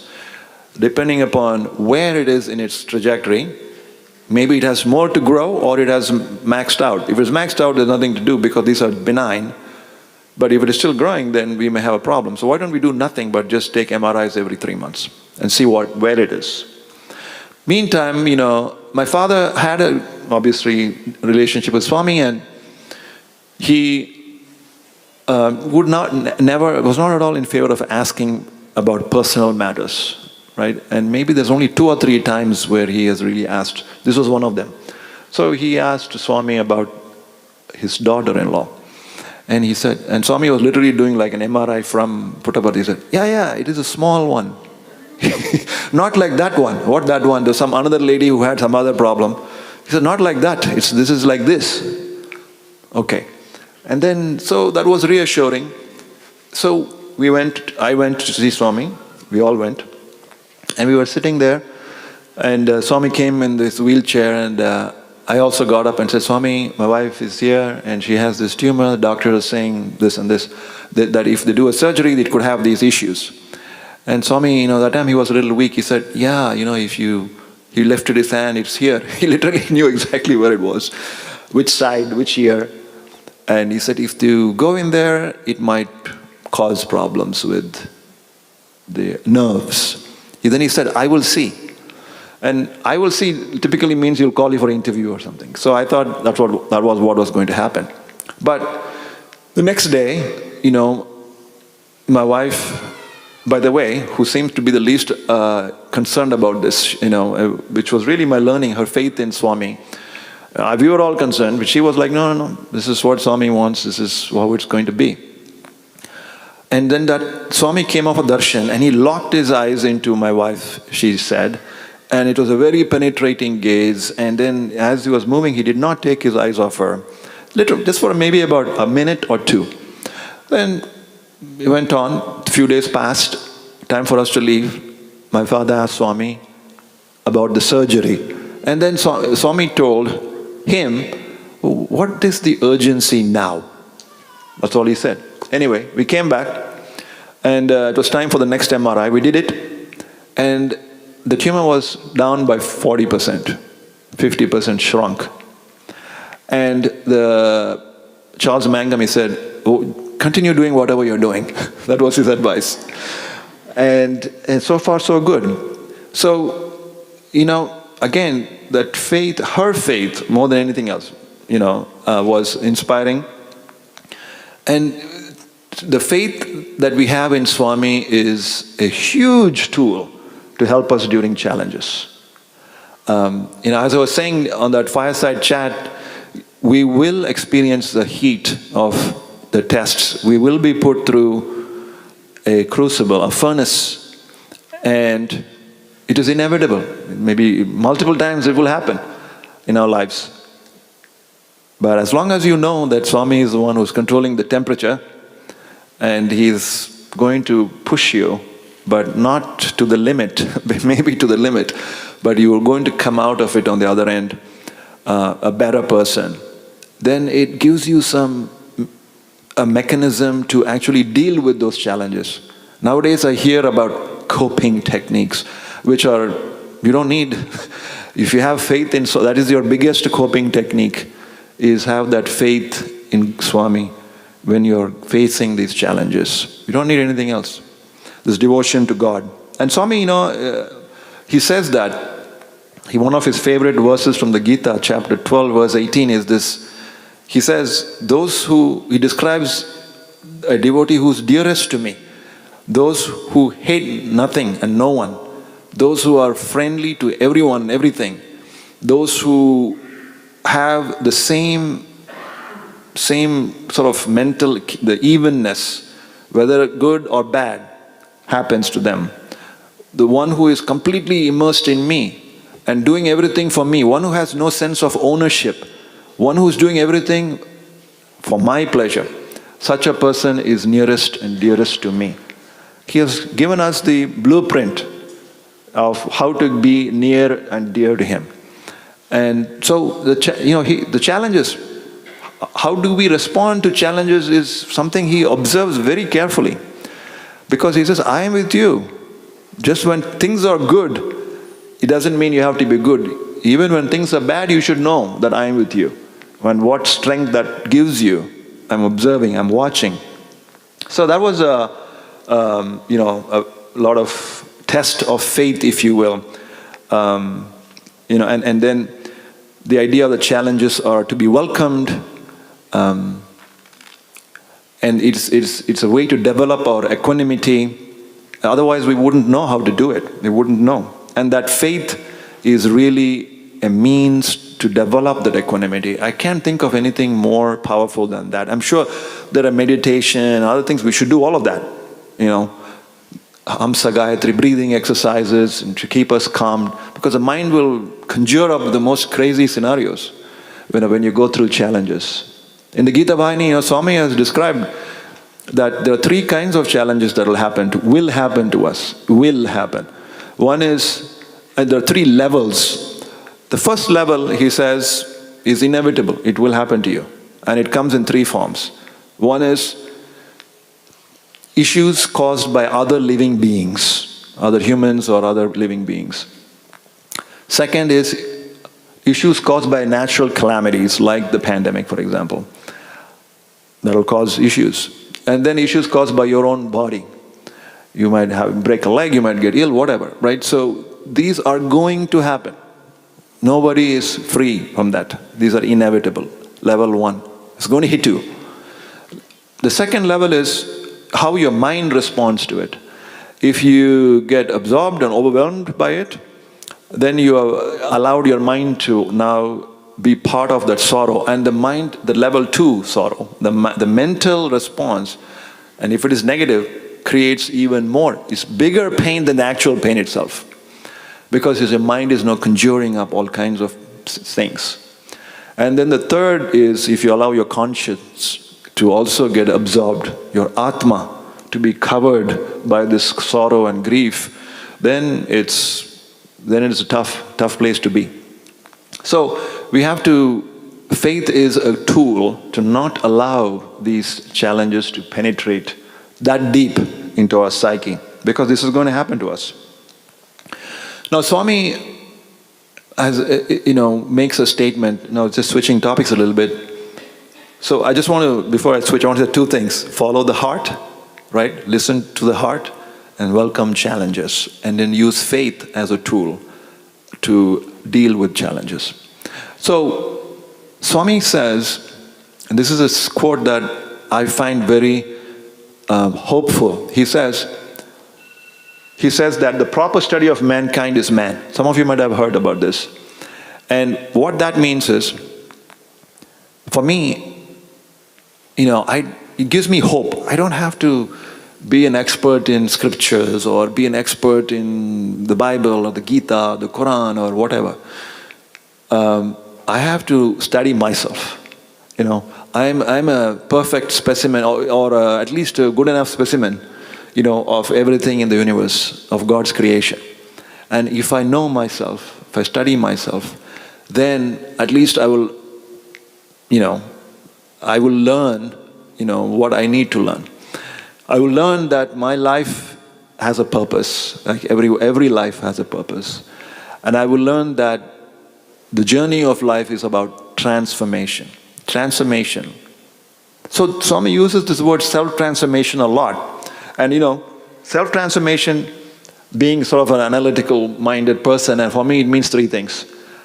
Self-transformation means I have got to change myself from where I am to something else. And then second is, how do so I need to know where I am, and I need to change myself. The second point is, where do I need, what is my end point? What do I get transformed into? I need to know that too. And third is, how do I do it? So that's how I think about it. And as I was reading Swami's literature, it became more and more evident to me that there is something more to me than to each one of us than what meets the eye. And I used this example even yesterday at the SSC meeting, this idea of a mango seed. A mango seed has got just one seed. If I show you one seed and I ask you, is this one seed? And you will say, yes, it is one seed. But then if I also tell you, do you know that if I plant this, it becomes a tree, and therefore, you will say, yeah, it has the potential for an infinite number of seeds. So this one seed has this unseen infinite potential in it. So we have the same. We have an unseen infinite potential in us. And it is intuitive. You can understand that. And the question is, what is that unseen potential? And as you start reading Swami's literature, it becomes clear that Swami calls it permanence. He calls it unchanging. That's what he calls it, truth. There's an unchanging truth in us. And then he gives this great example of when you're dreaming, you believe you're someone else. When you wake up, you believe you're someone else. But in both these situations, there is only one thing that is common, and that is you. So there is this intuition of permanence, right? Even as things change around us all the time, there is this intuition that there is something in us that is permanent. So that's the end state. And Swami actually says what the end state is. I think there's a video clip after this, if you can play that. Yeah, this was the time when we went back to see Swami with the family after my son got better.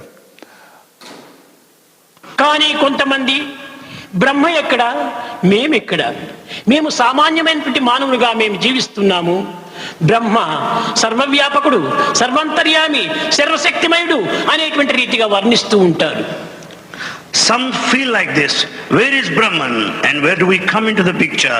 We are ordinary people, while Brahman is omniscient, omnipresent and omnipotent. కాదు కాదు, ఆ దివ్యత్వమైనటువంటి, ఆ సర్వశక్తిమయమైనటువంటి, సర్వజ్ఞమైనటువంటి ఆ బ్రహ్మనే నీవు. That very divinity, that all-powerful Brahman is yourself verily. కనుకనే ఈనాడు మనము కేవలం ఉపాధి భేదమును పురస్కరించుకొని మనం అనేక రూపనామములుగా విశ్వసించుకొని భిన్న భిన్నమైనటువంటి యొక్క తలంపులచే మనం అనుభవిస్తున్నాం. Today, basing on the body, the vesture that we have put on, the name and form, we observe, follow differences among ourselves. So the answer is there. Swami is clearly saying that this Brahman God is us. And it is however difficult it might seem to accept that, it is the truth. Swami is Satya Swarupa, embodiment of truth. What he says is true. If we don't understand it, that's our problem. We had an interview with Swami. We had a center, our center, Seattle, used to meet at our home. So I remember every time we go, Swami used to call us and we used to talk to him. And I used to ask him for some advice, some message to take back. On one occasion, I asked him, Swami, what is your advice to the center? And he said, you put me on a pedestal and worship me. Very wrong attitude. He said, I am in you and you are in me. You and I are one. That is the right attitude. And when I was listening to that, I felt that Swami feeling almost a little bit of pain. He's like, I am so close to you. I am so intimate with you. I am inside you. I am the one who knows you the most. I want to be so close to you. But you're pushing me out.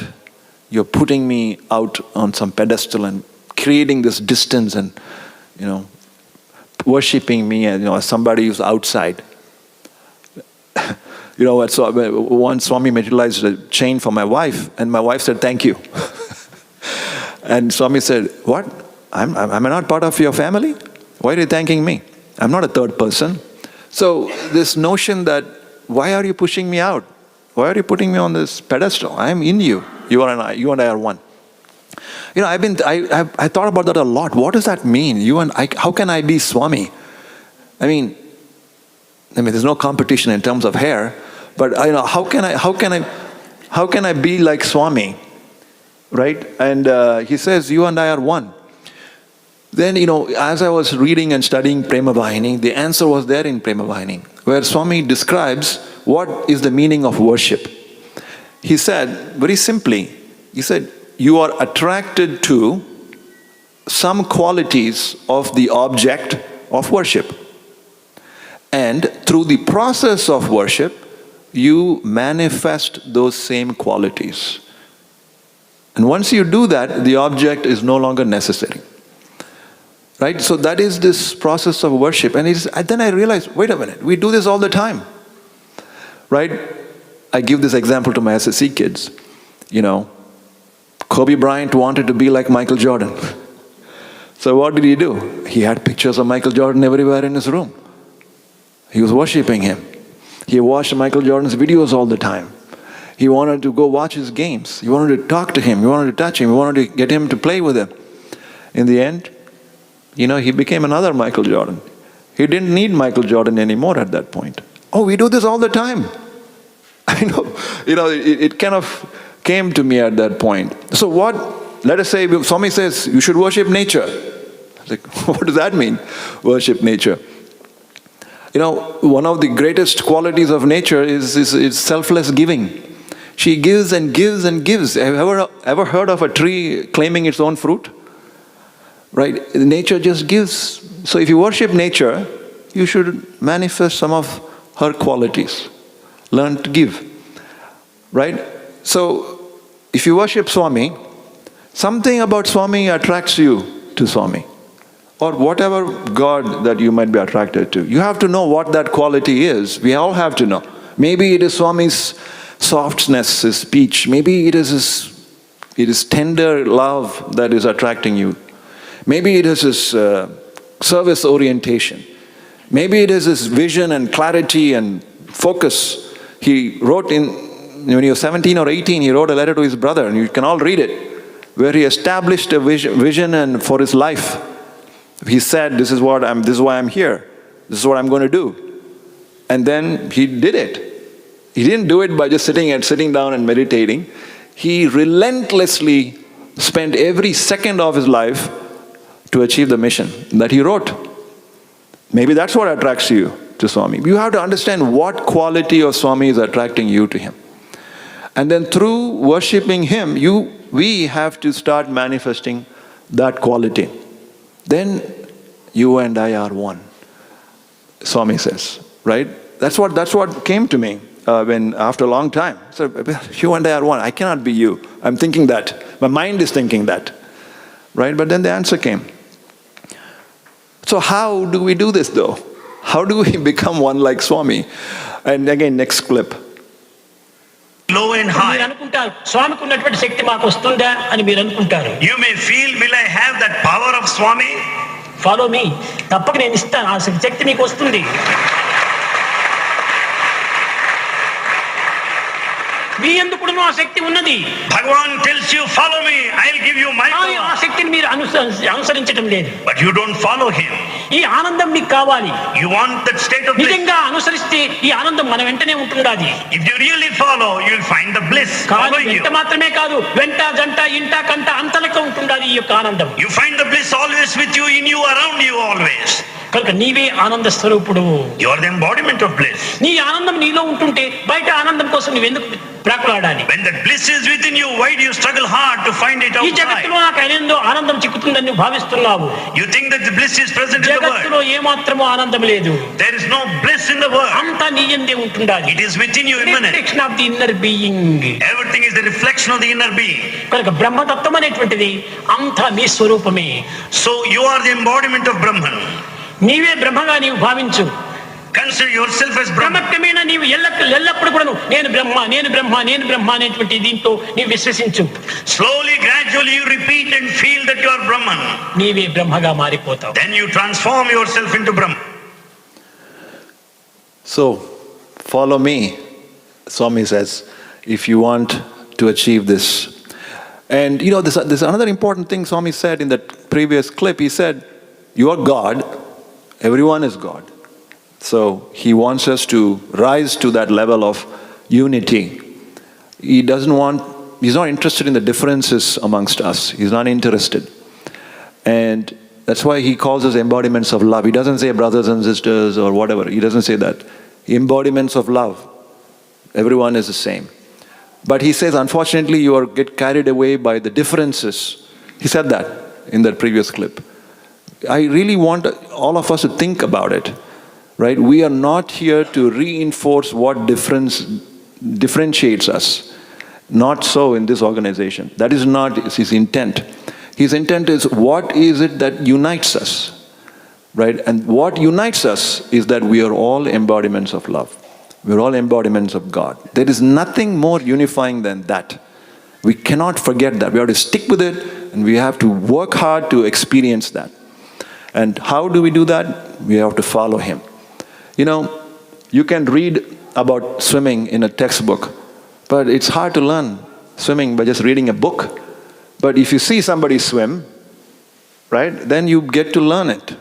So when Swami says practice these messages, practice the 5 values, practice love, truth, he is lived that. And his life is an example. We are observing someone who has done it. And therefore, his life is his message. Therefore, we must study his life. There's no point just reading about swimming. Watch somebody do it. He has lived it.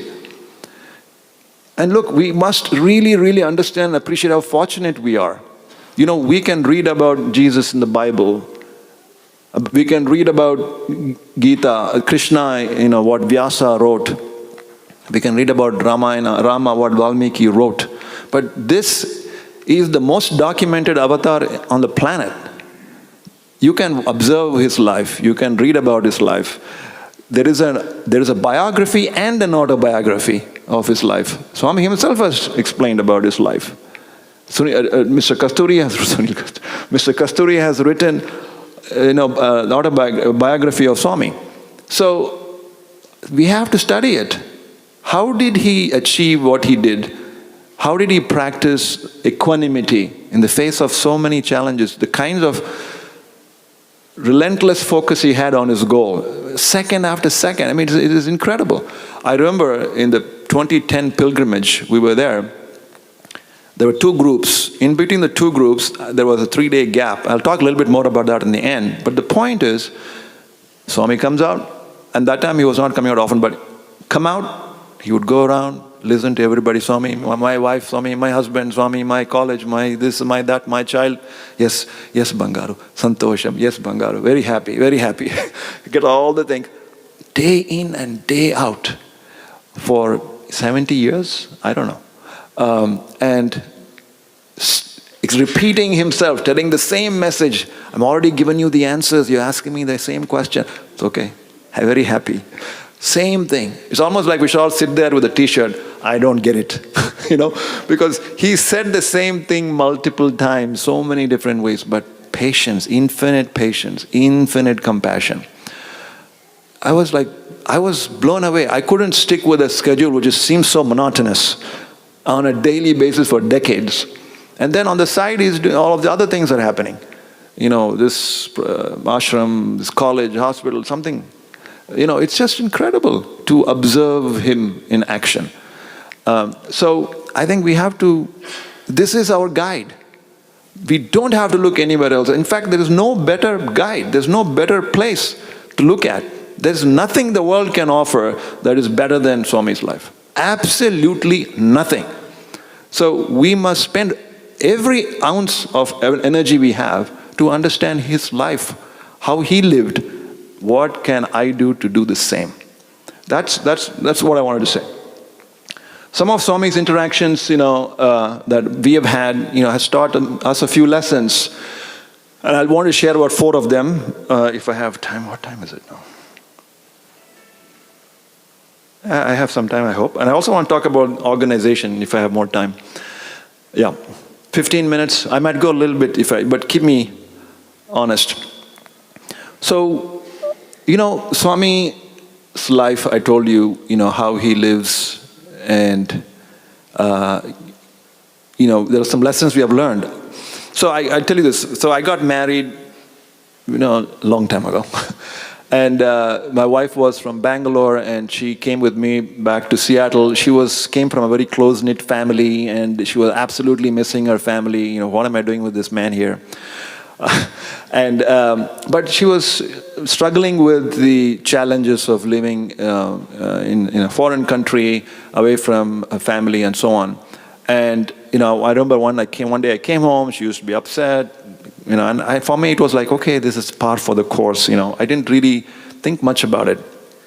So we went to see Swami that year, and then Swami looked at me and said, "Is your wife here?" "Yes, Swami." "Bring her in." So we all went in. And so Swami comes in very slowly, beautifully, locks the door, latches it, turns the fan on, and then everybody's sitting down. And then he utilized Vibhuti, and he gave all the women. Only the women used to get Vibhuti. And then, first time my wife is having an interview with Swami. So he looks at my wife and says, "You poor thing, you have to do all the work yourself in America." And that's it. She just started bawling. Somebody understands finally. Clearly my husband doesn't, right? So that empathy that he showed, nothing. He's not giving her any spiritual advice. He's just saying, I know, I got you. I'm with you. I'm with you. I understand. He didn't say anything. He just said, I understand whatever that difficulty you're going through is the big one for you. It may seem trivial, but it's big for you. It's big for me too. I get it. Right? He's not trying to solve it. I get it. I'm with you. She just completely, just that simple thing, she just gave it up to Swami. She said, He's my God. He's my love. Right? And by the way, I didn't get that whole interaction. I said, okay, Swami is just inquiring about her. I didn't get it. 20 years later. 20 years later. So, we have 2 kids. My wife gave up her own interests, and she stayed home. She raised children. Children grew up, and then my wife did her own business. She started her own business, some coffee shop she was running. And I couldn't find her. She was so busy. I used to come home and she wouldn't be there. I'm like, what's going on? Why isn't she not at home? And then the flashback that what Swami told her came to me. I said, oh, she's doing her thing. Finally, after 20 years, she's doing what she wants to do. Just chill. Take it easy. Have some empathy. It took me 20 years. Oh my God, Swami is just incredibly patient. So that empathy, when even there are 50,000 people waiting in Kulwant, when he's talking to you, he's locked in, 100% with you. Whatever your problems are, is my problems. That's how you feel with him.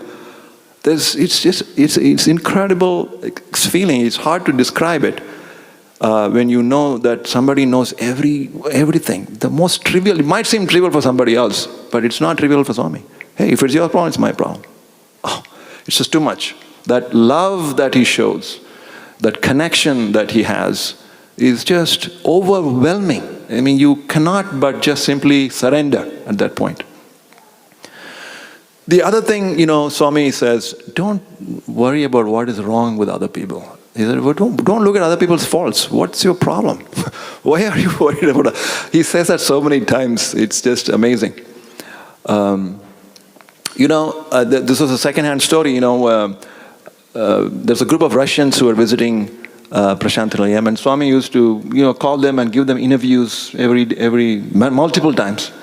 And on one of those interviews, there used to be this teenage kid who used to hang out in the village. He wouldn't be with the group, smoking and so on. So one of the members of the group in the interview complained to Swami, Swami, you should kick him out.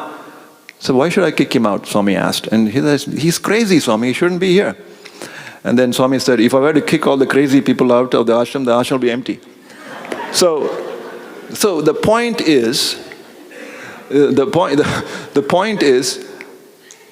Swami knows more about my faults than I do. He knows more about what is wrong with me. I have a long list, by the way. I don't want to share it with you. But, But Swami has a longer list. But still, yes, come here, Bangaru, I'm very happy. How are you? How is your wife? This, I mean, just pure love. He is ignoring overlooking my faults. Imagine if Swami said, you have to have practiced everything, you have to have done all of these things, you have to have a purity of mind, you have to have equanimity, then only I will see you. Then nobody can go near him. But he overlooked my faults. Who the heck am I to look at somebody else's faults? God is overlooking my faults. Right? So, but it's a challenge. So when I was 1990, first when I read Prema Vahini, it's there. I said, okay, from today I'm not going to look at anyone's faults. And believe it or not, the moment I said that, everyone's faults became very evident to me. I said, oh my God, why is this person like, it just kept hitting me. I go to India, and in India everybody complains about everything. Starting from the maid to the prime minister, there is somebody is wrong. Everything in between, there is something wrong with somebody. And I was like, then I'm thinking, why are you thinking about that? Circular logic, So it's so important because it comes in the way. There are two things that help me. One is, you have your own problems. Right? You have problems. Don't start looking at what's wrong with other people. I have my own problems. That at least makes me humble and say, okay, that's fine. I shouldn't, who am I to judge somebody else? And the second is, Swami is not looking at my faults. He's just showering love on me, despite who I am. So these two things help me. I mean, I still get upset with some things, some people, but this is where the children's situation comes in as a parent.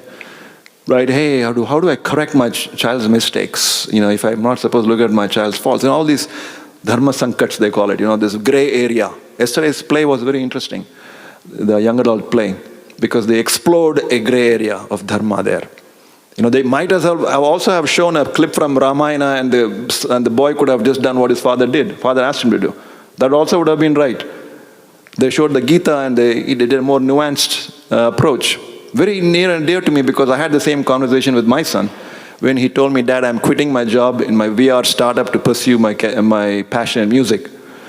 Now, I had a longer conversation than what was shown here, but this is important. We judge a lot of things, we judge a lot of people, and we must have that sort of love. When Swami is not judging me, Swami is not looking at my faults, he's just showering love on me. And I automatically want to do more. Even he's not asking me to do it, I want to do more.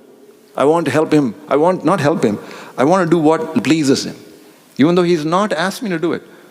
So he looked at me once, and my wife, he looked at me and said, you get very angry. So I looked back. Maybe he's talking to somebody else. I said, me, Swami? I said, yeah, you. And then he looked at my wife and said, isn't that right? She said, yes. I said, okay. So I had to do something. So I said, Swami, the children, they don't listen to me. I get upset. And then Swami said, you must tell them with love. Tell them with love. And I would say maybe it's still maybe a B- in that right now. But that's what Swami is saying, right? Look, the way he is transforming me is not by admonishing me, not by pointing out my mistakes. He is correcting me by just overwhelming me with love. I'm feeling guilty. I'm like, I should do something. I should do what he wants. Right? And as a parent, I'm nowhere there yet. Nowhere there. I mean, I'm trying to do that, show love for the children. My wife is much better at it than I am. Then that reciprocation, that gratitude is just natural. It's a natural human thing. When your children love you back, they will know what is important to you. You don't have to even tell them. And so that's what Swami is teaching, is don't look at others' faults. It's a lifelong process, lifelong exercise. The other message that I'm learning, continuing to learn, is you want to be like Swami, you want to acquire and manifest some of his qualities, there is something called ego that you have to get rid of. It's impossible. Impossible. The moment you feel, this is what I want to do, you are already starting on the wrong foot. Right? this is what I think. We're already on the wrong foot. Right? What does Swami think is the best foot? So anyway, I'll give you an example. That's one experience with Swami where he just crushed it. So, you know, I had this dream, and Swami said, "Come to Puttaparthi," and we all went. And then it was in August, I think, 2002, and it was just the best experience. Swami called us. We were sitting in some 6th row. He picked me up and said, "Oh, bring your wife, bring your sons, and tell your parents to hang on. I just want to talk to you." So he called us in. He just like a grandfather, you know. What school are your kids going? This, that. And then, you know, my son was yanking his robe, and we were jumping at him. No, let him yank. It's okay, you know, it's his right. It was just like a family, like a fireside family room conversation. I just didn't want it to end. I was holding on to his hand. He was chatting. My wife had some photographs of the exhibition. In 2002, we did an exhibition. She was part of it. She was a young adult rep at that time. Swami looked at all the photos. It was just a wonderful time. He said, and I said, "Swami," I was feeling guilty, you know. I said, "Swami, whenever I come here, you know, because my father is in the office, I need a little bit more, 10 minutes. You know, I asked them to get me a closer row, you know, seat and so on. I said, no, sit in the veranda. So, okay. But they won't let me, Swami. Tell them I told you. I said, okay. So anyway, then I said, "Swami, when should I come visit you again?" "Come next year. Come for Shivratri." I was like slowly getting cloud 9. Swami has asked me to sit in the veranda. He's asked me to come for Shivratri. Wow. I sat in the veranda the next day. Swami came. It was beautiful. I was like elevated now. You know, really the basketball was really hard, pumped up. So next year I came. Pulled the kids out of school, you know, Shivratri in the middle of the school year. We all went and to Shivratri, and as I was going in, there was this gentleman, you know, very close to Swami, Mr. Chiranjeev Rao. He looked at me and said, "Who are you?" I said, "Swami asked me to sit here." He didn't tell me. And he was very crisp, he didn't mince any words, he's like that. And he said, "No." And everybody observed it, and I immediately became a suspect. All the Sevadal were like, "Oh, this person, better watch him." And then I was like, "Oh my God, will I even enter Kulwant Hall? Will I be allowed inside? You know, Swami, forget about veranda, at least let me sit somewhere." And I was mad at this man. He's preventing me from following Swami's words. Swami told me to sit there. You know, I was getting hot under the collar. And then another thought will come, no, he's just doing his job. Come on, Swami, anybody can go tell him, "Swami asked me to sit here." Right? So I was so deflated at that point. So some Sevadal was there from Tamil Nadu. He recognized me and he said, "Okay, sir, please come." And he made me sit somewhere way back somewhere. I saw Swami this much. My wife, meanwhile, had a nice darshan and everything else. So, next year I came back for Shivratri, 2004. And this time nobody stopped me. I was prepared to sit anywhere. Nobody stopped. I went straight, sat in the veranda. Last time Swami materialized, the Lingodbhava Hiranyagarbha, 2004. I was there. I was able to see it. Last time he did it. But by then I had learned my lesson that don't expect anything. Whatever happens, whatever Swami wants, go through it. He kicks you, take the shot. He punches you in the chin, take it. You know, the reason I'm in this organization is to make sure my ego is crushed. You know, not to reinforce my own ego. That's not why I'm here. For that I can go so many other places. Right? So that is another thing. Man, I need another hour, Aparna. But so anyway, the other lesson, of course, is, you know, Swami says service is the best way to kill your ego, and we must do it. I have had a great experience with service, which I will not go into. When I was a teenager, when I was just simply a volunteer at a polio camp, and this incredible experience, where you just forget about yourself and you become. To this day, I feel that was the most useful day in my life. So service is another, important core message of Swami. You have to get out of your comfort zone, get out of your family environment, your job situation, at least once a month, or some periodically, go and help someone who you don't know. Just go help, serve. Very important practice to reduce our sort of ego and identity. I'll tell you a couple more stories and then I'll stop. You know, one is about Swami's omnipresence.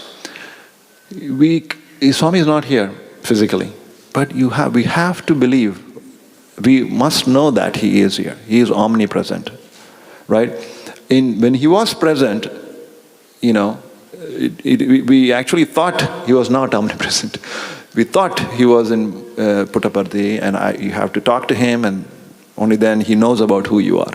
So in the same 2010, you know, pilgrimage, I was coordinating the situation in the ground. You know, we had dramas and plays and so on, and literally I was communicating with Swami. Swami, this is the drama. How many kids? Very transactional conversation. He had no expression in his face which would say that, hey, I know who you are. Nothing. Oh, yes, no, okay, do this, do that. It was very transactional. Then okay, so the first group came and went. There was 3 days, there was a gap, I told you. Then I was talking to my mother, and I told my mother, I don't think Swami knows who I am. My mother said, no, you're an idiot. I said, okay. So then Swami, my father had come because there was a Tamil Nadu youth drama that he was responsible for. He had come just for the day to get a date from Swami for when this drama would be. He had just come there. I hadn't even talked to him. So he had sat over there, and I was sitting here. Swami came that way, and where the doctors are sitting. He talked to my father, showed some letter and so on. He went in for some interview. And an hour later, he came out, and he came right this way. And as he was passing by me, you know, he was in a wheelchair. He had a very stoic expression on his face. As he was passing by me, he said, your dad is here. And I just was floored, you know. Oh, you do recognize me. Did you hear what I just told my mom? So the fact is, he is omnipresent. He is listening to everything that we are saying and what we are doing. The last thing I'll say is my journey in the Sai organization has also been very instrumental in keeping connected with Swami and learning, you know, much needed lessons. You know, we started as Seva Dal in the India Tamil Nadu organization. And, you know, in India it was different, well, not different. In those days, it was about, we were just, as a Seva Dal, you're just supposed to take orders and just do it. And there's actually a probation period, you know. After 1 year, you know, if you pass, then you will really be inducted. It was very strict. And elders were very important, you know, however quirky they might be, however, you know, whatever they might be, we had to listen. So, you know, it was just inculcated in us, right, as we grew up, lots of seva activities and so on. Came to the United States, and I remember coming to Seattle. I got involved in a bhajan every Friday, kept me out of trouble, because every Friday going to bhajan, I didn't have anything else to do. I learned so much about what Swami had done with the international organization. I went to a retreat in San Diego. I met with a person called Faith Penn back in the 80s, and she was 90s. And Swami had written a letter to her back in 1968, asking her to come for the inauguration of Dharmakshetra in Mumbai. And there was a All India conference, Seva conference, and he had then written to L.C. Cohen and Walter Cohen in 1969, asking them to start a book center in Tustin.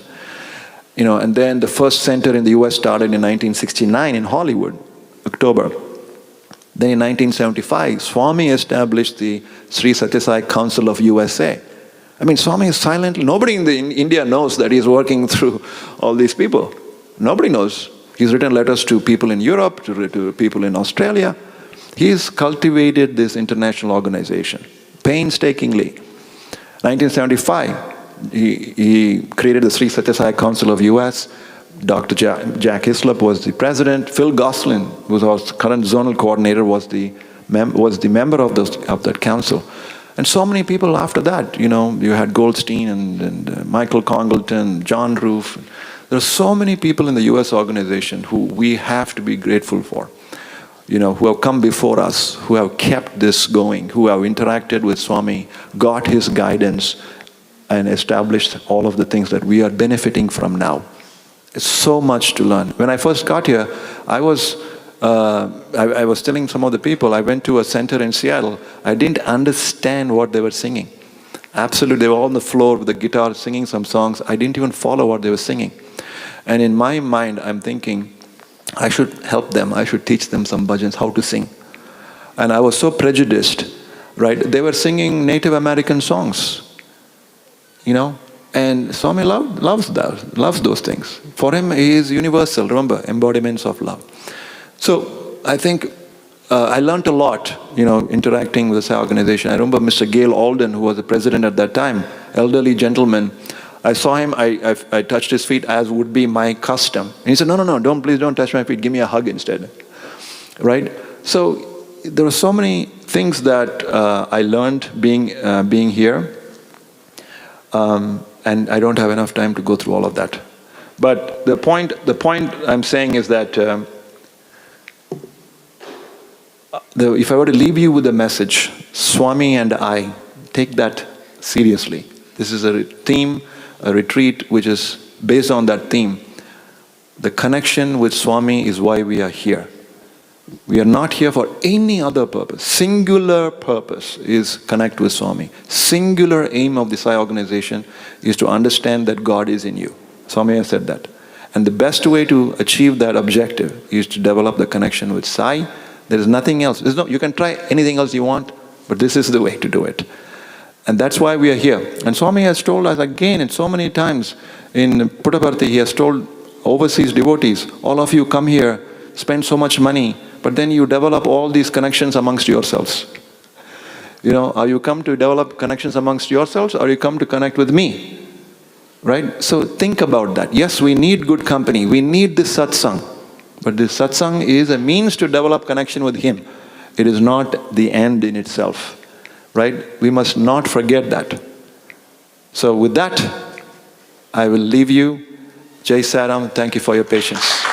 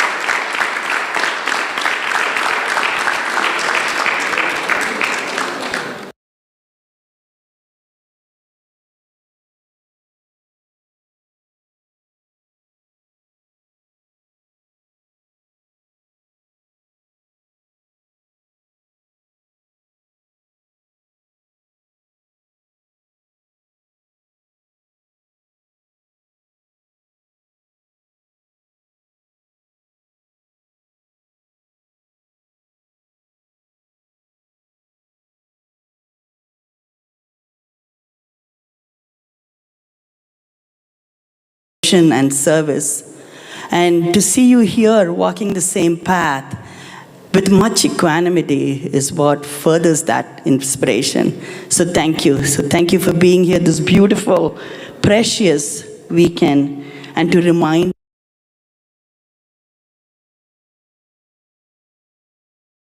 that torch to enlighten everybody around us too. You mentioned, I can't but mention this sentence. You mentioned your polio camp, your inspiration. That was also my playground growing up and my inspiration to serve. So thank you for that mention. Very close to my heart, so thank you.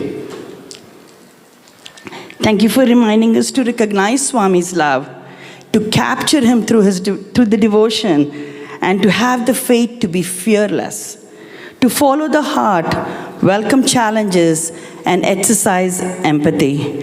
Empathy is so essential when dealing with others facing challenges, to help them overcome their own. Take the punches, Brother Harish said, knowing that Swami is always with us, through the thick and thin. We would have also liked an extended hour, right? All of us, right?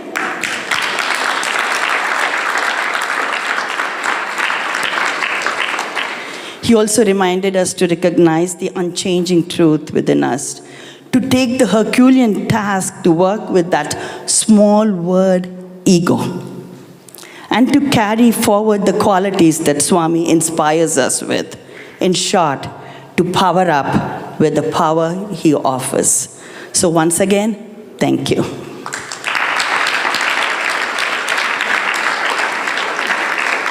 I have a few announcements from Sister Aparna.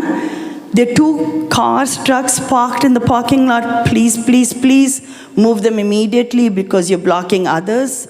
There's a Honda Pilot with a New York license plate, LBR 4996. And there's a Honda CRV with a Pennsylvania plate, HBS 4689. If it's yours, please get up now. Or if you know whom it belong to, please let me know when I step out from here. This is very important. The cars need to be moved off from where they are now. Also reminding you that fruits and snacks will be available outside the devotion hall. And I would now like to hand over the mic to Sister Hema to make her own precious announcements. Thank you.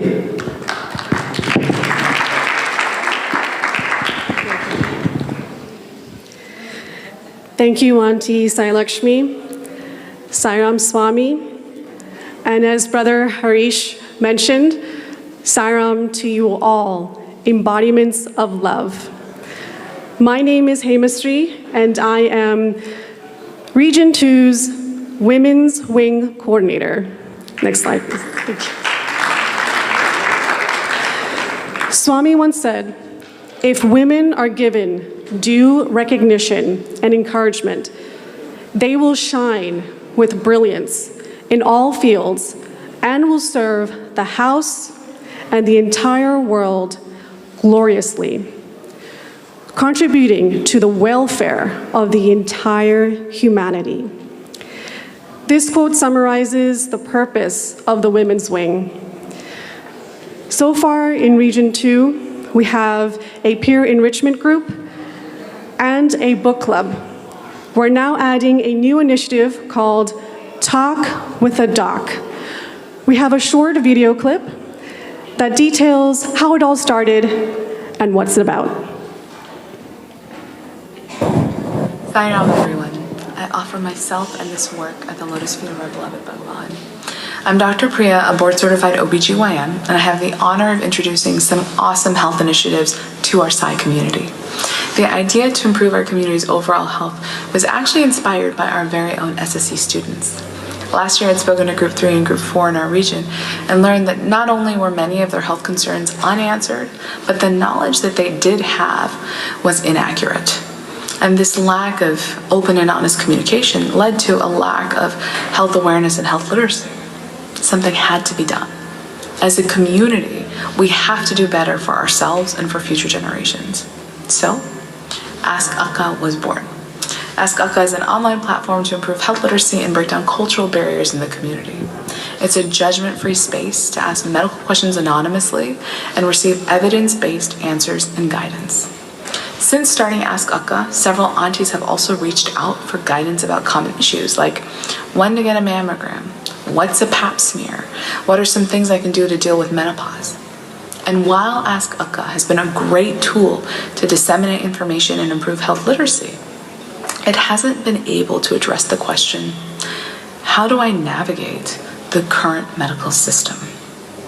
So from Ask Akka, we have a new spin-off, Talk to a Doc, another really cool initiative that we're starting to help plug in folks and offer medical guidance.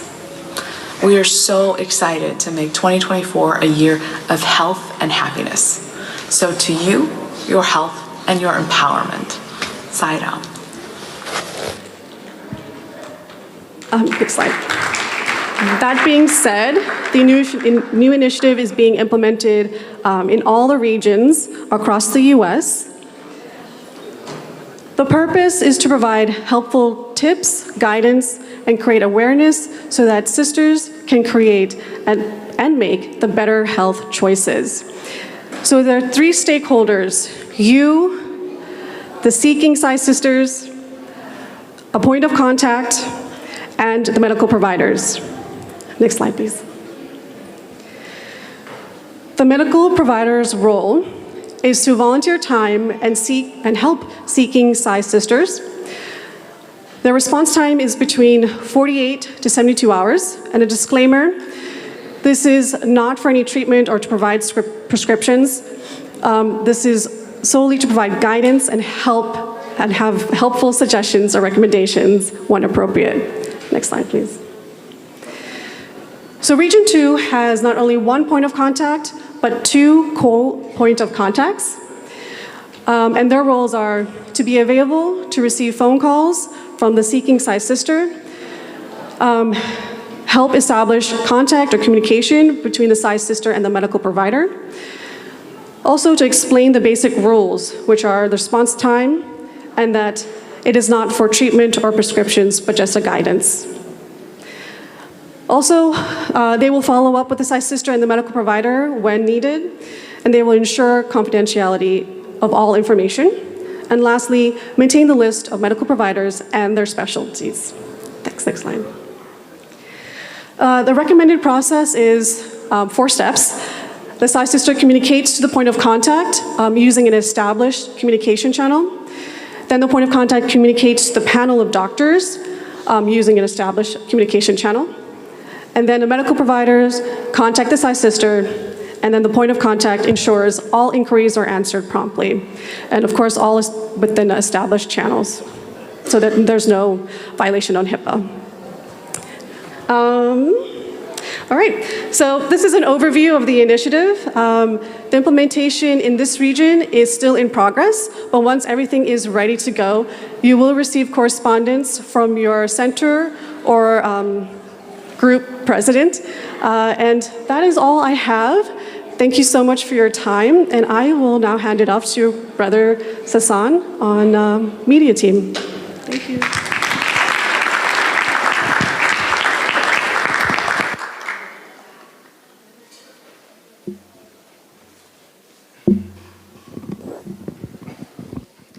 Sairam, my most humble pranams at our lotus feet of our beloved Bhagwan.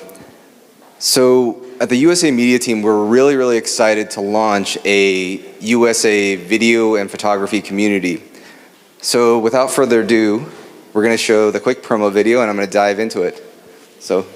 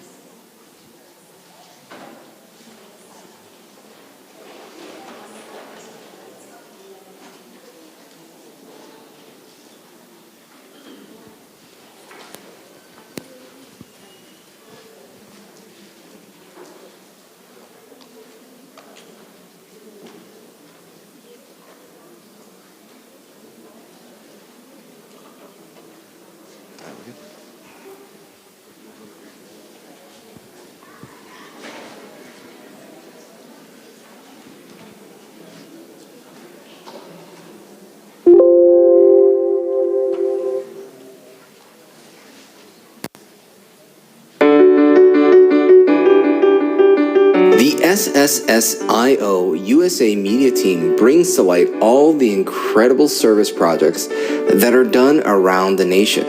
Calling all video editors, photographers, and videographers in the Sai community.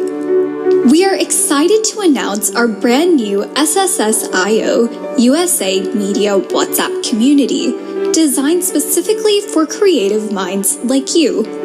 In this safe and inspiring space, you can connect with fellow creatives, get valuable feedback, never miss a beat, and get involved. So whether you're a seasoned pro or just starting out, this SSSIO USA Media WhatsApp community is the perfect platform to take your skills to the next level. Spread the divine name of Sai in every nook and corner of the world. That will lead to manifestation of divinity within everyone. The closer you come to Swami, the divinity within you should become more pronounced. Then your life will be sanctified.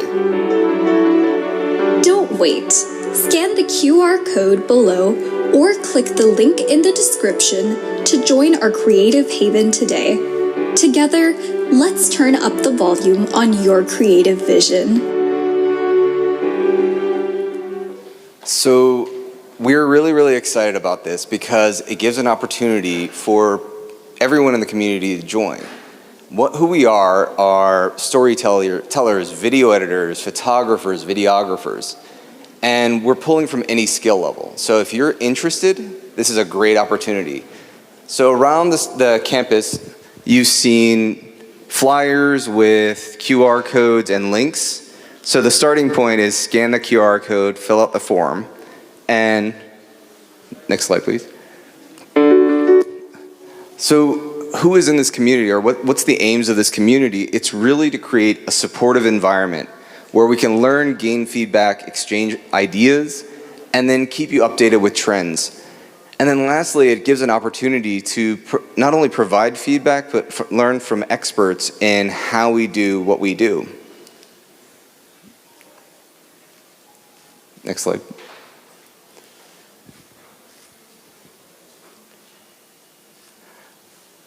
So the way we're going to do this is throughout the year, we're going to provide workshops. And then to continue engagement, we're going to have one-off side chats. We're also going to have different techniques that we're learning. And then what we really love about this, it's a great way to now say, here's a project, let's learn together. Next slide, please. So what we ask is if you're interested, doesn't matter what your level is at. If you're new to editing or new to photography, we want you to join. If you are a seasoned pro, even more, we want you to join because this is a great chance to connect together and foster our growth so we can take our skills to the next level. So the question is, how do we join? We have a QR code that's all around campus. Please scan it, fill out the form, and then we're going to add you into the community. Depending on what your interest is, we'll link you up with photographers, videographers, editors, or storytellers. Alternatively, you can go straight to the link, satyas.ai/USA-media. Thank you for the opportunity today. And I believe next is the SSE program with Suma.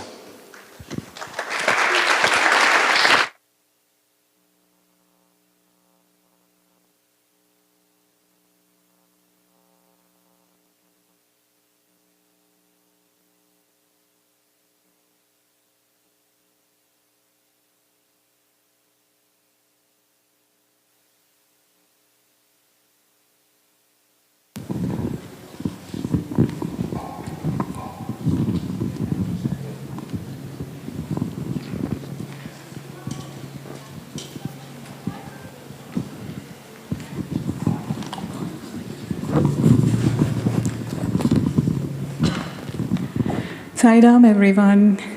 Sai Ram. Let's continue our retreat with the SSE program by our beloved children. So, Swami has often mentioned that children are his true treasure and wealth. And he manifests that in many ways. One such is this play that we are about to witness. The script or the story came to life back in summer of 23, right after our previous retreat. From then, we worked on it, and it's evolved to what it is today. The retreat theme, Swami and I, came to be in March of 24. And as you will see, this play, the story is so apt for this theme. We felt so, it's such an experience to see how Swami works in mysterious ways, collectively through all of us. And Swami, in one of his discourses, mentioned, and I quote, "In creation, there appear to be two entities, you and I. But you and I are one. Vyashti, individual, is a part of Samashti or the society. And Samashti is a part of Srishti, which emerges from Parameshti, God. This Parameshti is Parabrahma Tattva, principle of Brahman. That is the fundamental basis of entire creation. In this way, you have to recognize the unity of all creation. Sri Satya Sai Baba, May 13, 2006. So it's so apt what we are about to watch, and the quote that we read, and the retreat theme, Swami and I. We'd like to thank Swami for making this happen. Swami, please accept our humble offering.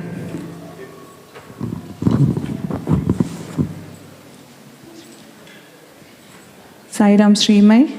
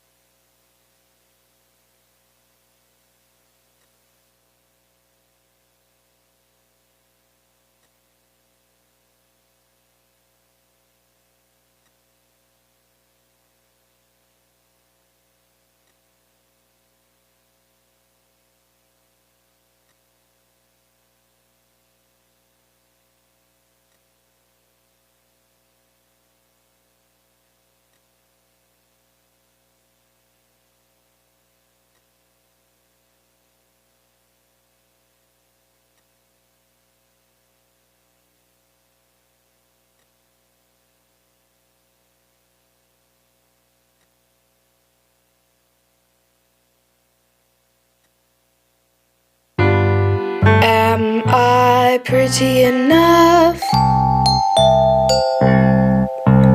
Am I popular? Do I wear the right fashion? And do my teachers like me? Do the girls want to invite me to their parties and such? Oh, it does mean so much. And will I make the team? Will I pass my tests? Oh, I'm very off-balanced. Wow, I'm really a mess. Astra? Yes, Mother? Please get some rest. Yes, Mother. She is so annoying. I am terribly unhappy. My best friends are mad, I usually make them happy. My behavior is bad, I make the wrong choices. Now what will I do? I'm going to say 3 Shantis and go to bed. Ugh, that's my cell phone. For the last time, Kavita, your mother can drop us off early at Starbucks, and then when we are supposed to be attending SSC class, we will be in the park drinking our lattes. Shanti, Shanti, Shanti. Good night, Swami.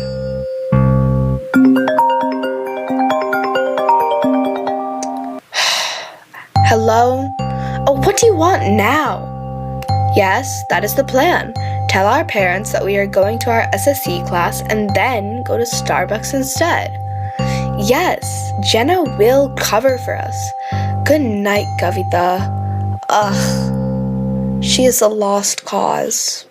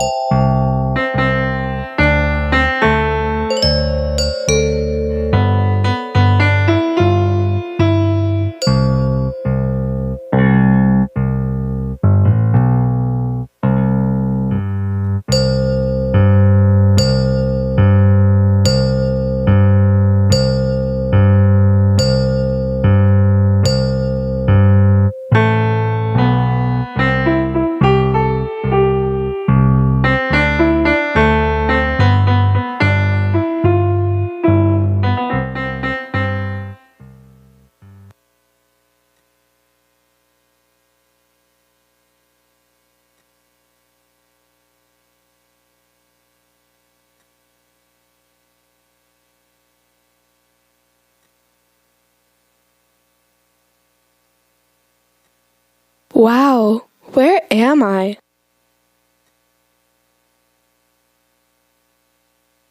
Sairam Swami, do you know where I am? Yes, Astra. You are here in my home in Prashanti Etherland. Am I dreaming, Swami? Only you will be able to tell me because, as you know, the whole world is an illusion. I see, Swami.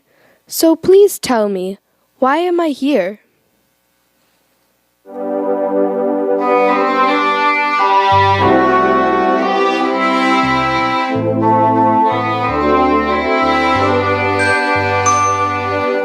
In Prashanti Etherland, dimension in your mind. Our days are filled with peace and love. Forgiveness is what you'll find. In Prashanti Etherland, no one fights and no one's mad. In Prashanti Etherland, there's not a single soul that's sad. It's because our dear Swami, he is just a way to create his home in Etherland, so we can join him. How do you get to Etherland? It's not on any map or app. Do you use a car, boat, or plane? Maybe Uber? I'll explain. you spread your love each time that you forgive. Every time you show your peace, you'll be in my reach. Come be a part of Swami's home. I'll prepare a place for you. For in Prashanti Etherland, I'll be waiting patiently for you.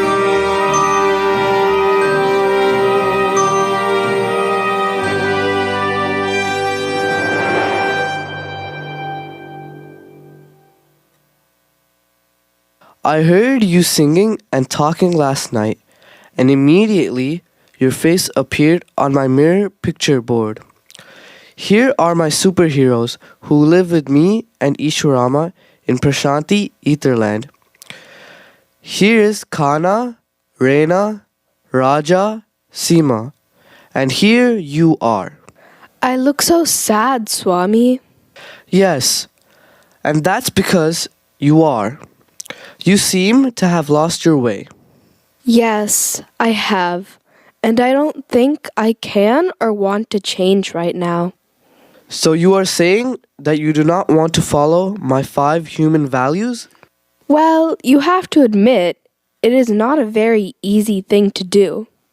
Anything worthwhile in life has its challenges. Life is a game. Play it. Life is a challenge. Meet it. Life is a dream, realize it. Life is a sacrifice, offer it. Life is love, enjoy it. Do you know how many times my mother has quoted this to me? No. Astra, please tell me. Too many times, over and over again. I mostly ignore her now when she speaks, or make fun of her under my breath.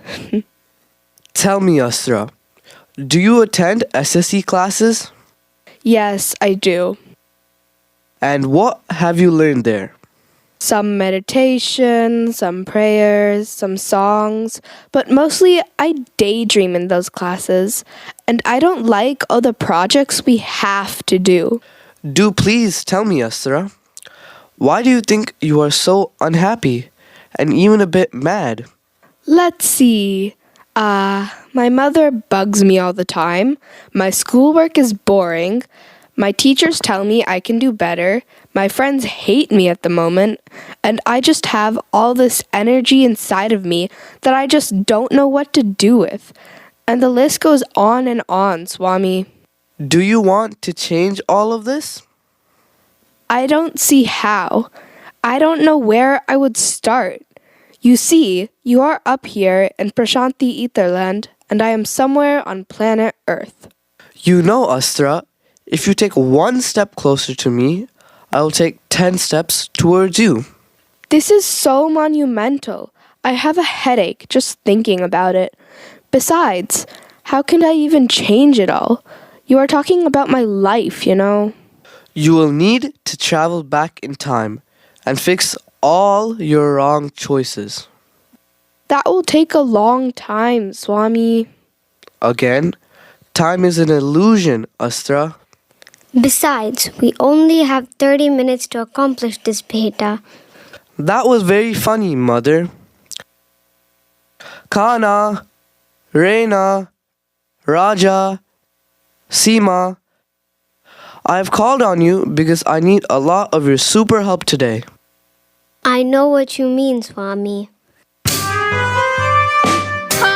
Reina, Raja, Seema, answering your call. Winter, spring, and summertime, and even in the fall. You signal, we come. We got the job, we'll get it done. No matter the case, it is always with your grace. Your values stand true, they are the right thing to do. This this time or the next, we will always do our best. Panorama, answering your call.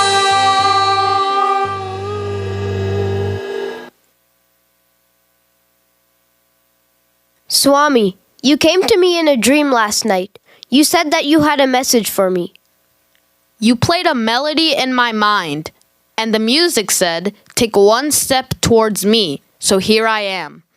Last night, my heart was overflowing with love, and the words, "Share your love with Swami."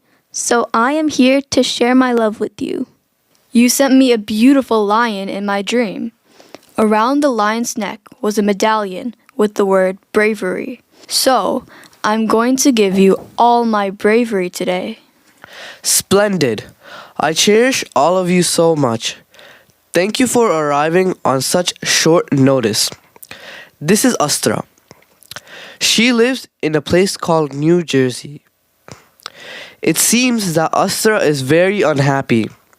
She seems to have made all the wrong choices. You will all time travel with Astra back to planet Earth. Start when Astra was in SSE Group 1 when they were performing a dance. First, you will have to travel back to Mount Willow, New Jersey, to their Sai Center. O Divine Swami, I am beside you with my help. I am at your right hand, ready to serve. Whatever is needed, my lord, I am here. I am your humble but strong servant. I will fill you in on the details. Now go and get ready to descend to planet Earth. Remember, your first destination is Astra's SSE class. Yes, Swami. No time to waste. Go get ready, please. Yes, Swami. Oh no, do we have to?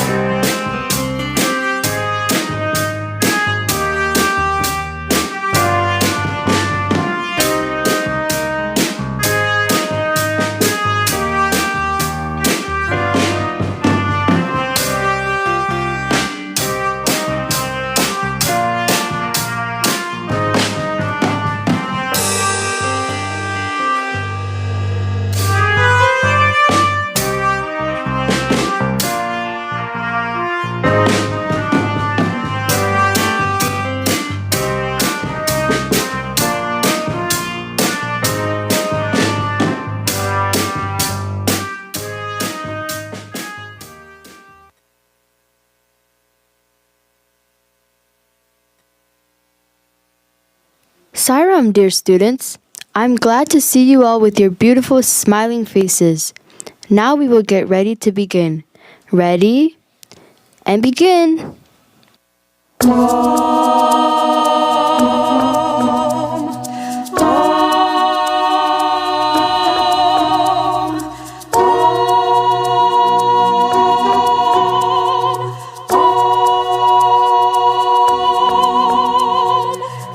Shanti Prima Satya Ahimsa.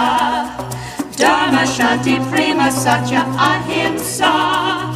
Dharma Shanti Prima Satya Ahimsa.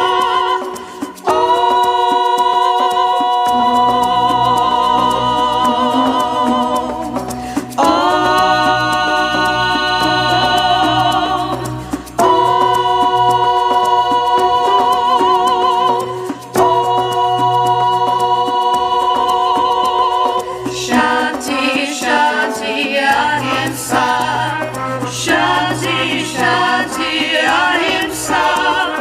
Shanti.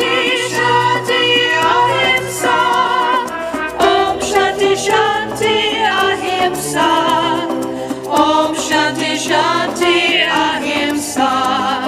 Om Shanti Shanti Ahimsa.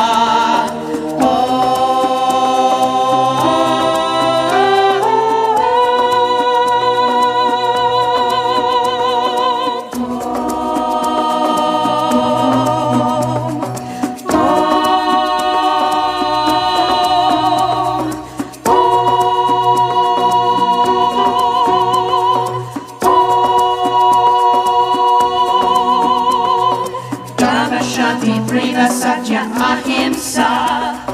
Dharma Shanti Prema Satya Ahimsa. Dharma Shanti Prema Satya Ahimsa.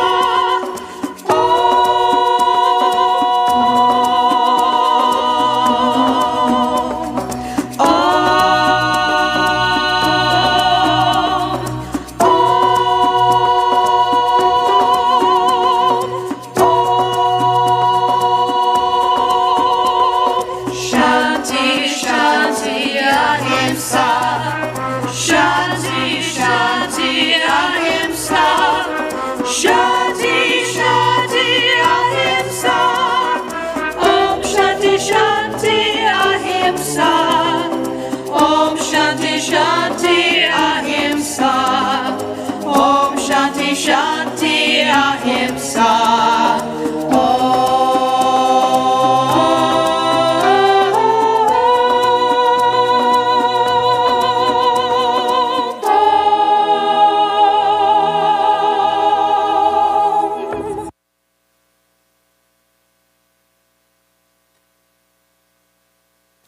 Ow!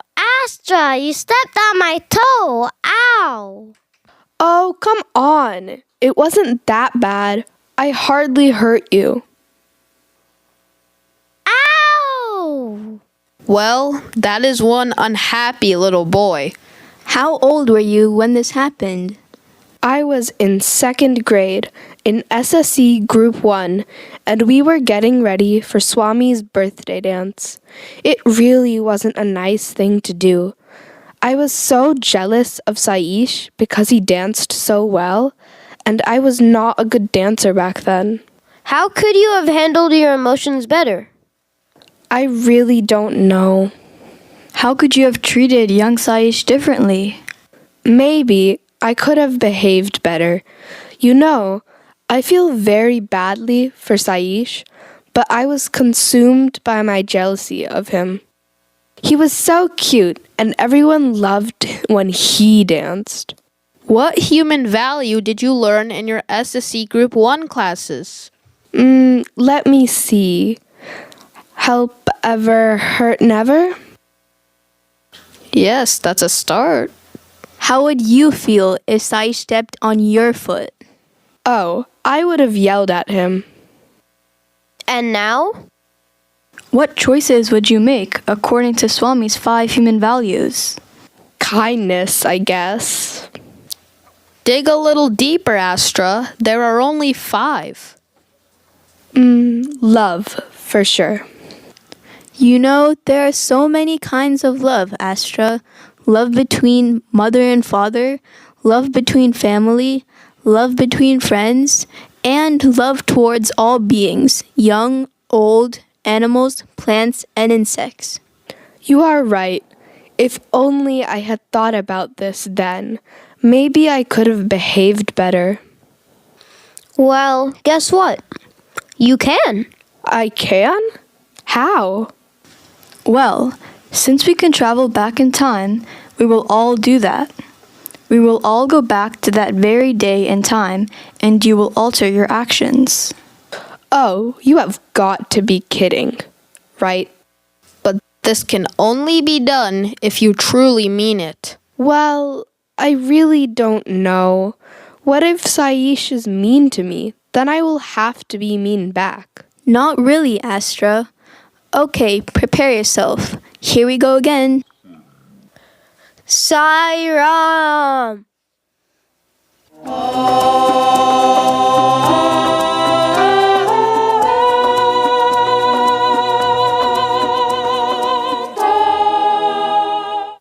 Wow, Saish. I have to congratulate you. Your dancing was excellent. You really think so, Astra? Thank you so much, Astra. You know you are my favorite person in this dance class. Really? Really. Oh, Saish, thank you.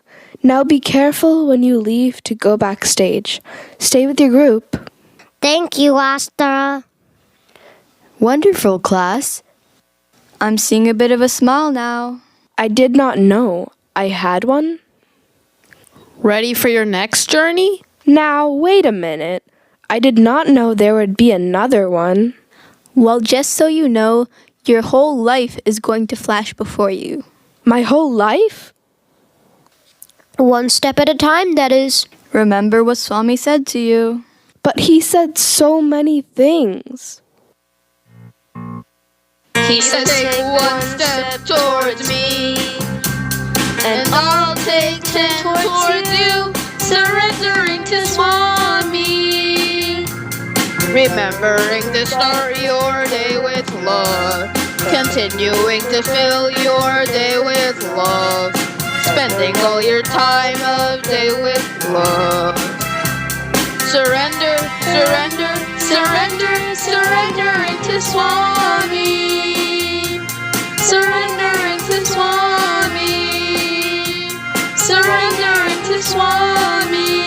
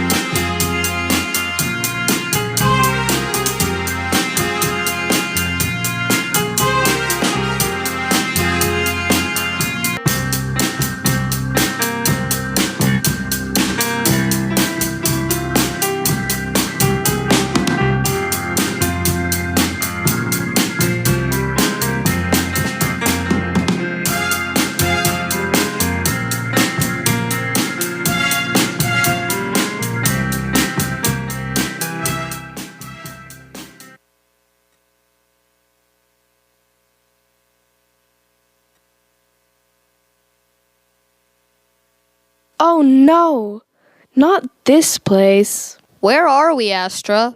This place is called Pineview Northwestern District School in Summerlin, New Jersey. Wow, that is such a long name. So why do people think that Prashanti Nilayam was such a long name? Ah, it was the long name of the city, Puttaparthi, which they all shortened to Parthi anyways, didn't they? Haha, yes, they did. Astra, can you remember what grade you were in and what event took place? Think of the event, then you can figure out your grade. Yes. There was a song contest, and I was in 6th grade, and this is very embarrassing. I lost all of my friends at this time. Well, maybe you can turn this event around before it all turns bad for you. Oh, I really don't know. Besides, these friends don't even like me now. Well, isn't that the point, Astra? To really look at these experiences with an open heart? And with your thoughts? And with your heart, change the very outcome of these events. But I don't think I can bear to go through it 2 times. I don't think we will have to. Okay, look. Here come some students. Let's give them some room and go into invisible mode. Astra, go over there where you can watch but not be seen by them.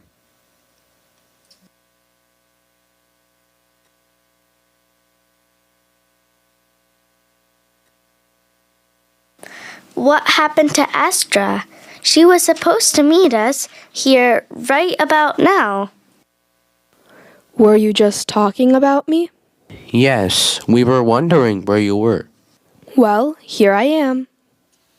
Did you get approval for your song to be admitted into the contest? No, because the committee thinks that a few measures in the song sounds like another song that is popular on the radio right now.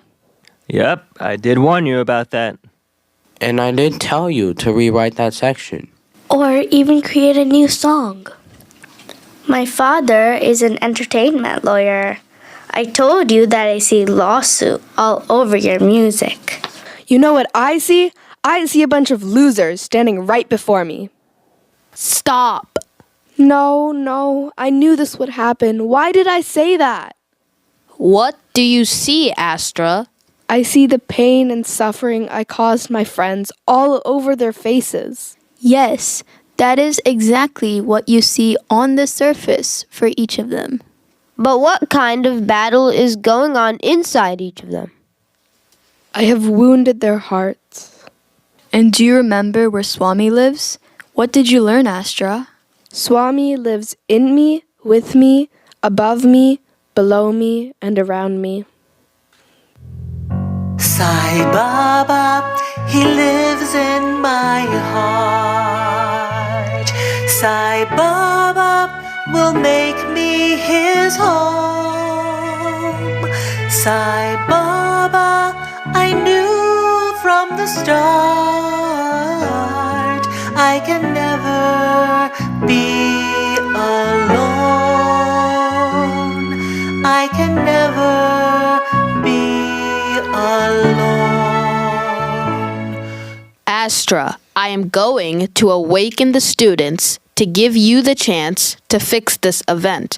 The superheroes will go back into their invisible state. Wow, what just happened? I honestly don't know. I felt like I was tied up by my jump rope, and I don't even have a jump rope. Yes, and I totally could not move. Hi, so how's it going? Hi, Astra. What happened to your song contest entry, James? Mine was accepted this morning. Yeah, mine too. Mine was, but I just want to extend the instrumental section of the song. So the committee has given me till the end of the day to get it resubmitted to them. Well, remember all the advice you all gave me about the measures that were not my own music and how they were somebody else's music and all the drama I created? I don't remember a lot of drama. I only remember us telling you the facts. It was just very simple. Oh, I think Astra is referring to the facts that she called us losers. We already have forgiven you. We knew that you were very stressed yesterday. You did? You have forgiven me? Yep. That's so good to know. And I want you to understand that I know that all of you were trying to help me. So thank you. The committee said I have 24 hours to change that section in my song and resubmit it. But I don't think I can do that in 24 hours. Well, I can help you with that while I'm fixing the instrumental section of my song. You will? Yeah, we all make mistakes. Thanks so much. Mind if I join you two? I would really like that. Sai Baba, he lives in my heart. Sai Baba will make me his home. Sai Baba, I knew from the start I can never be alone. I can never be alone. Truth and peace, right conduct too, non-violence, love, these words ring true. These are size 5 human values. We'll try to walk his path each day, living his values in every way. loving his message will say.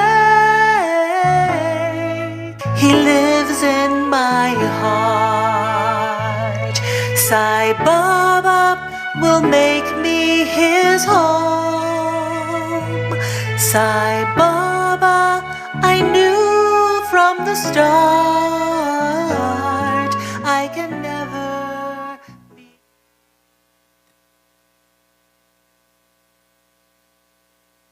Astra, has anyone seen Astra? She's supposed to meet us here. Mr. Patel, I see her coming this way. Okay, that is great. Sorry I am late, Mr. Patel, but it was very hard to park. My father will join us as soon as he finds a parking spot. Astra, would you mind watching the group for a few minutes while I get some water? Wait, Mr. Patel, you said watch the group, right? Yes, Astra. I asked you to watch over the group. Mr. Patel, is today May 26th, 2024? Yes, it is. Today is the Walk for Values event. Astra, you're acting very strange. Are you okay? Yes, I guess so. Please go get some water, and I will watch the group. Hi, Astra. We have to make this brief. We are due back in Prashanti Etherlands. Just checking in on you. Wait, are we now in the present that is no time travel, no stopping time, etc.? Yes, we are in the present moment. And how you handle this next event will determine how much you will have evolved. We all have so much faith in you. Sairam, Astra. Sairam. So, how is everyone doing today? I'm really excited to walk today. I made a really cool banner that we can all hold as we walk down Main Street. Wow, that sounds amazing. You know, you all are dressed so beautifully for this occasion. What kind of bizarre parade is this anyway? Honestly, I have never seen anything more ridiculous. Say, why are you two acting like that? Why are you making fun of us? You know, I have seen you two at school. You seem like nice kids, but you're always creating a scene. Not to mention, you're always doing something to get yourselves into some kind of trouble. We are peaceful, friendly people, and we are on a spiritual mission to spread Satya Sai Baba's message that all religions are one. So why are you doing this? I don't know. Just something fun to do, I suppose. Yeah, just something fun to do, as it is so boring around here. Well, I must say, I've never seen such an elaborate display in my life. So many different kinds of people. Stop it now. Stop it, both of you. Do you know what this event is all about? I haven't a clue. No, but I see many kinds of people all dressed very differently and enjoying themselves. We are all here because we are going to walk in a parade for human values. As you just said, there are all kinds of people here with all different backgrounds, but with the same views on life, and we all follow the same 5 human values. Not in my neighborhood. They're all the same kind of people, except the Chinese family who moved in. What don't you like about them, and what have they done to make you so upset? They just decorated their house with all these lights and lanterns. And these big foo dogs. You mean that is why you were so upset? Now, it seems to me that you could go and welcome them into your neighborhood. Well, we don't know anything about no foo dogs or lanterns. The Asian family who moved into your neighborhood is getting ready to celebrate their Chinese New Year. You know, you need to be respectful of all different kinds of people. Do you have a religion? Well, our parents tried to put us into a religion class after school, but we just cut those classes. Did we ever? It was not fun and not exciting. Hello, My name is Officer O'Sullivan. I just heard some arguing and I wanted to know if everything is alright here. Hello, officer. Is everything all right? I was just asking that young lady that. Everything is all right, officer. I was just having a discussion with these two. Sorry, what were your names? My name is Eddie, and this is my brother Nick. Pleased to meet you. My name is Astra. Okay, if everything is alright, I will have to go to the end of the walk. By the way, I really like the slogan on your banner. All religions are one. Astra, I'm very pleased with how you handled things while I was away from the group. Well? Why didn't you tell the policeman on us that we were harassing your friends? I was trying to show both of you some compassion and kindness. Well, he could have taken us down to the police station. And maybe even arrested us. And yet, you did not. Well, our teacher, Satya Sai Baba, has told us to help ever, hurt never. And if I told the policeman on you two, I would have hurt you and not helped you. These are just some of our 5 values in action. What are your 5 human values? Truth, love, right action, nonviolence, and peace. How did you learn this? I mean, are there classes? Yes, we have classes every week. Maybe I could come to your classes? Well, maybe you could. Would you be there? Yes, of course I would be there. Can I bring my brother? Yes, bring Nick too. Where are the classes? We meet on Sundays at 10:30 in the morning at the Unitarian Church on the corner of Elm Street. I know exactly where that is. Sai Ram, Eddie and Nick. What does Sai Ram mean? Come to class on Sunday and you both will find out. Astra, I have to compliment you on the way you handled the whole situation between yourself, our group of students, and Eddie and his brother. You know, Mr. Patel, I am finally pleased and happy within myself.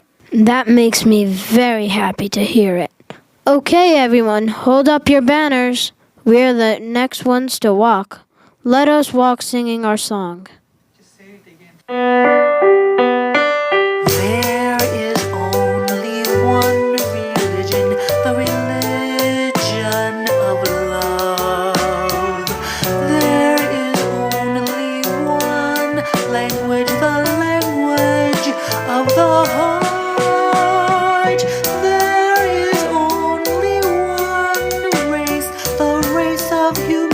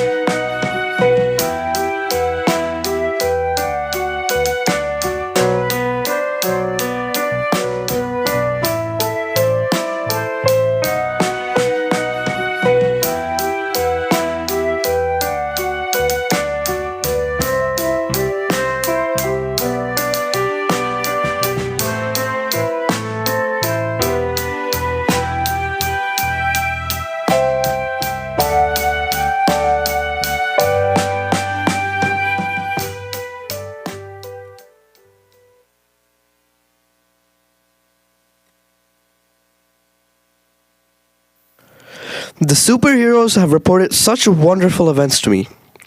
How do you feel, Astra? I am feeling peaceful and happy within myself. I know you have guided me every step of the way, and your superheroes have helped me too. I feel completely different than who I was. That's because you are, Astra. What's next, Swami? Well, we will not say goodbye, because that means there is an ending, and there is no ending. I will put a joyful song on your lip to sing every day. I will send you strength to overcome problems that come along. You will hear a few lines of poetry in your ears to start your day. I will give you courage and grace throughout your lifetime.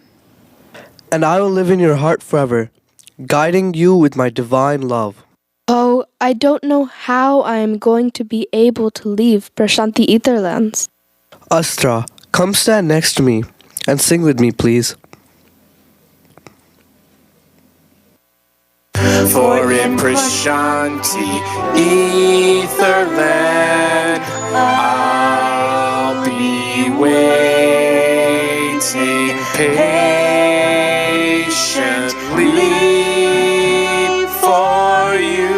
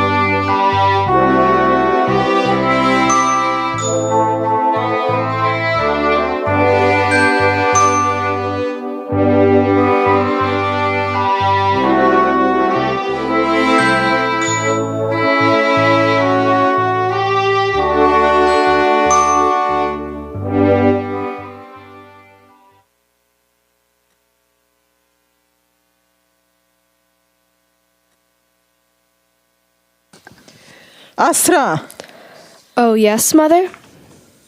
are you almost ready? Because I think Kavita's mother is picking you up shortly for something. Mom, can you please call Kavita's mother and tell her that there is a change of plans today? I want to be dropped off at SSC classes immediately and help Mr. Patel set up his classroom. Also, please tell Kavita that we will go to Starbucks later, and I need to be on time today.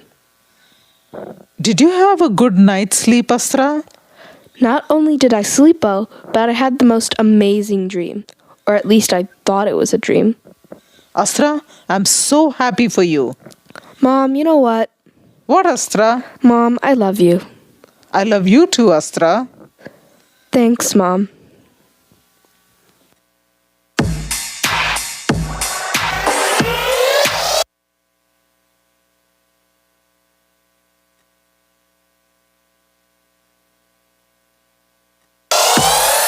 You know what's right and wrong. You don't need to hear it in this song. I invite you to sing along and say practice, practice, practice. Human values go a long way. Use them to begin your day. Use them to find your way. You gotta practice, practice, practice. Values are not for reading. Values are for succeeding. Values are not for singing, but values are for upbringing. Values don't cost a dime, but they can be yours and mine. So say it loud and you will find. Just practice, practice, practice. So get it right from your heart, because values set you apart. Now jump in line, get a head start, and practice, practice, practice.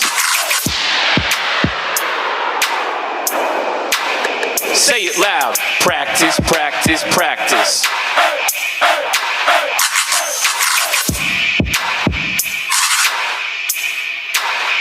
One more time. Practice, practice, practice.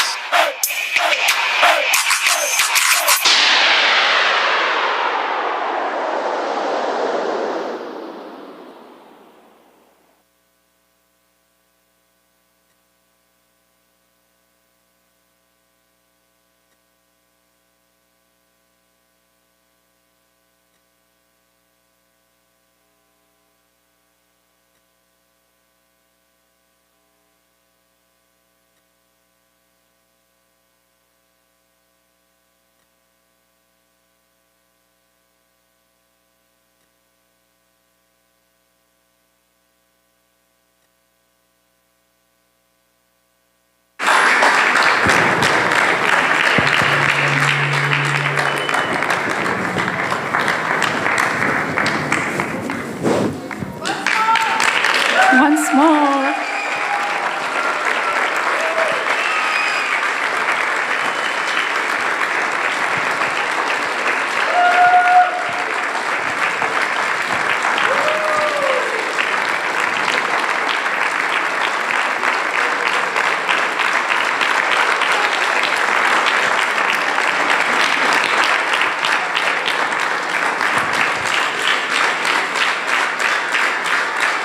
Sairam, everyone. Wasn't that a real special treat at this retreat?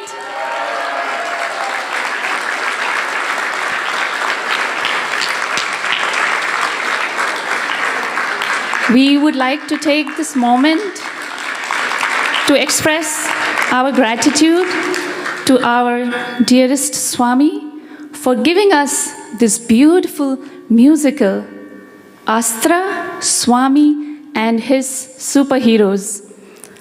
Once again, let us all give them a big round of applause.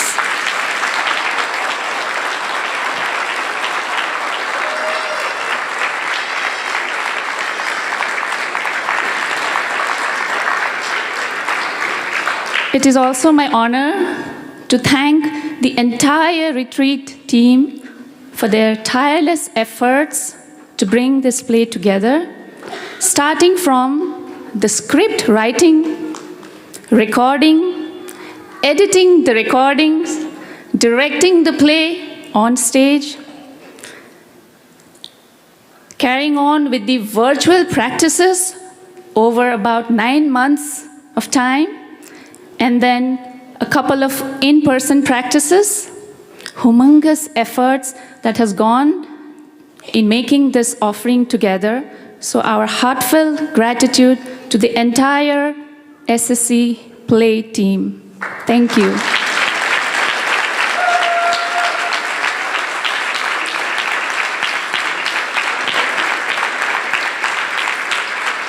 And we would also like to extend our most heartfelt gratitude to our amazing parents here who have supported us throughout this journey. Our SSC teachers,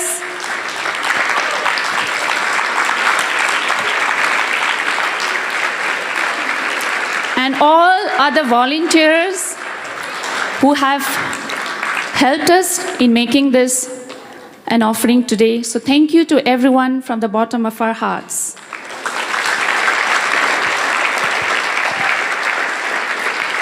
And of course, to each one of you here today for cheering up and supporting our students. Thank you.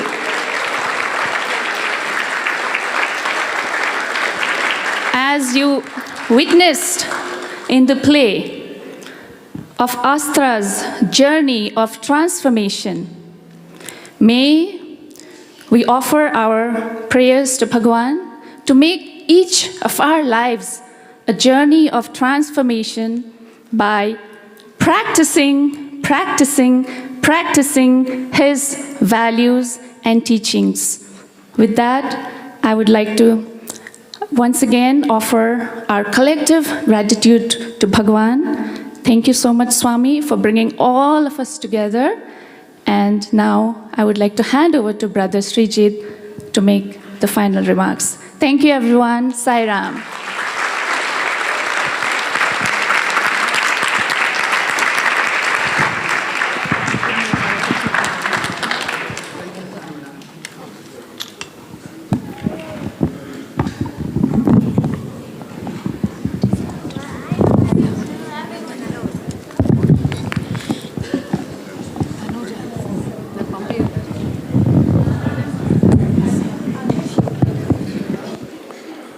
Wow, wow, wow.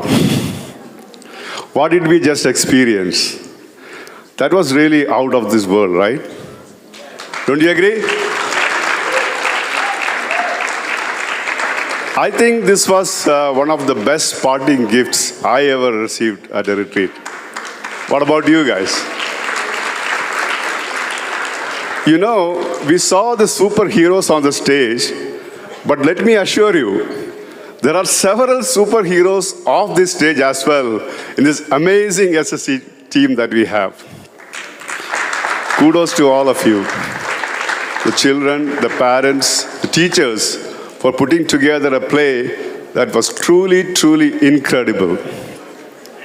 I also wanted to mention those melodious Sai songs that we heard in the play are composed by Sister Marie Captain herself. I believe it's available in Spotify if you want to listen to them. Sister Mary also wrote and directed the play. So big round of applause for the entire SSC crew. And what did you all think of the YA play yesterday? I thought so too. My Chai and I think inspired by that, there was a big line at the tea station this morning. But jokes apart, the young adults put together an amazing play. A big round of applause once again for them.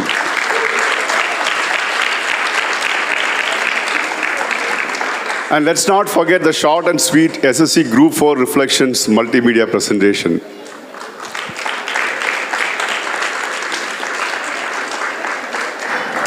We are grateful to our beloved Bhagwan for giving us this opportunity to come together and enjoy His divine love and glory at this beautiful Camp Westmont year after year. The theme of this retreat, Swami and I, emphasizes the idea that I stands for each one of us as individuals, but also for the infinite, representing the infinite forms that Bhagwan has taken, known as Vishwarupa in Sanskrit. Vishwarupa includes each and every one of us, teaching us to see each other as reflections of one another. Brother Harish mentioned today that when you keep worshipping Swami with all your heart, you will slowly start changing into a reflection of him. Also, you may have seen the short video Brother Aravind had recorded welcoming all the attendees. In that, Brother Aravind explained the meaning of Swami. Swa stands for Paramatma, and Me stands for all of us. We came together at this campsite to experience that oneness, the merger in Him, and the love for Swami and each other.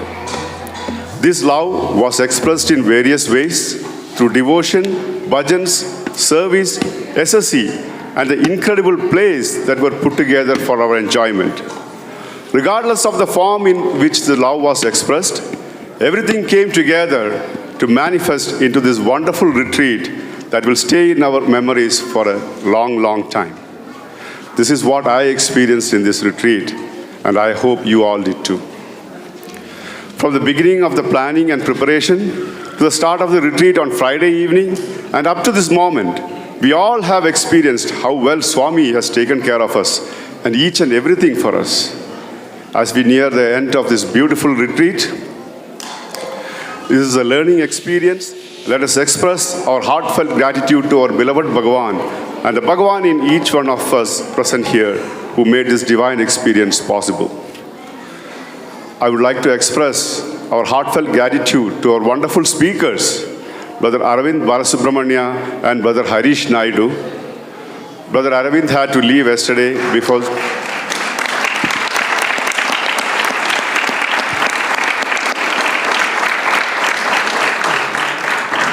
Brother Aravind had to leave yesterday because he was speaking today at another retreat, and his commitment is truly commendable because he's traveled all the way from India just to bring joy to many of us. Today we were fortunate to listen to the wonderful talk by Brother Harish. Both the speakers filled our hearts with love by sharing so many profound life lessons. Thank you to both of you. Brother Harish, actually we have a small token of appreciation for you. Can I please request you to come forward and receive this?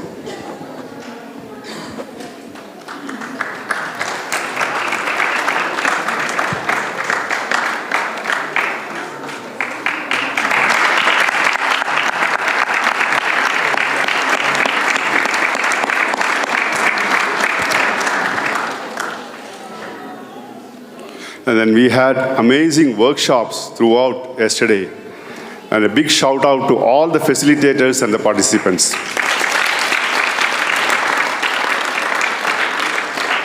We are ever so grateful for this camp and its facilities. The camp owner Ross, you heard him this morning. He makes us feel like a part of his family whenever we are here. Also his wonderful team that includes Scott, Barry, Bobby and others ensure that we have a pleasant stay, and a round of applause to all of them.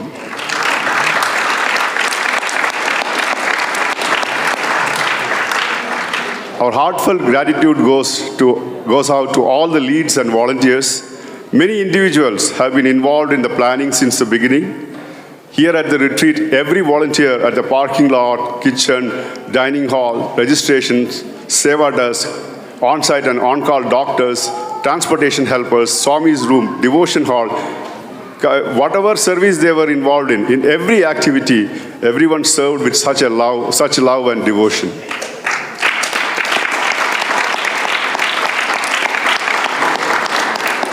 Last, but very importantly, I would like to thank all of you, all the participants.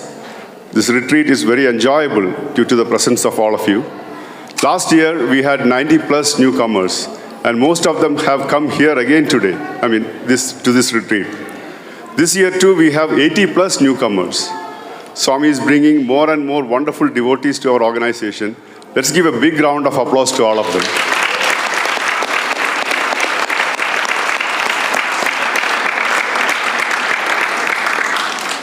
Next year, as you may know, is a big year for all of us. It's Swami's 100th birthday year, and our organization is completing 60 years. And this will be next year will be our 50th annual retreat as well.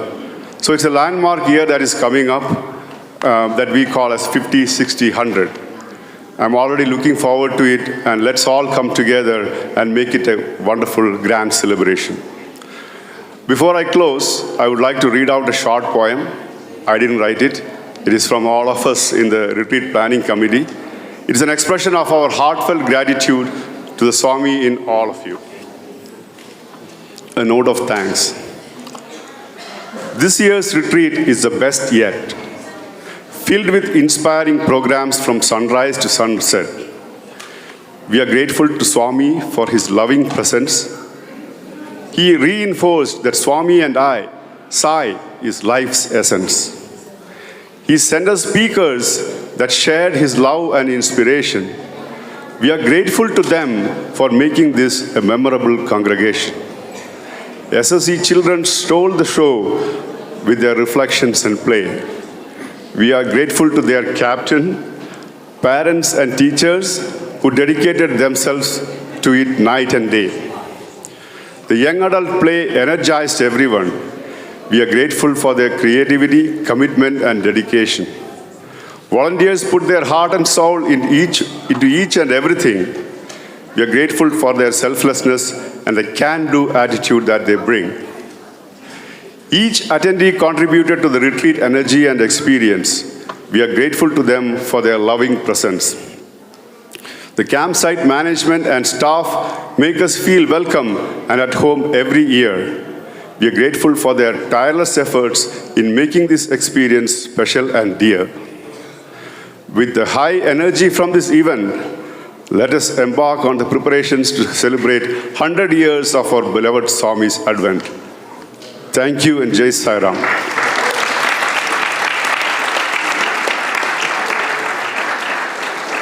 We have a few announcements, only 11 or so, but I'll try to keep them short.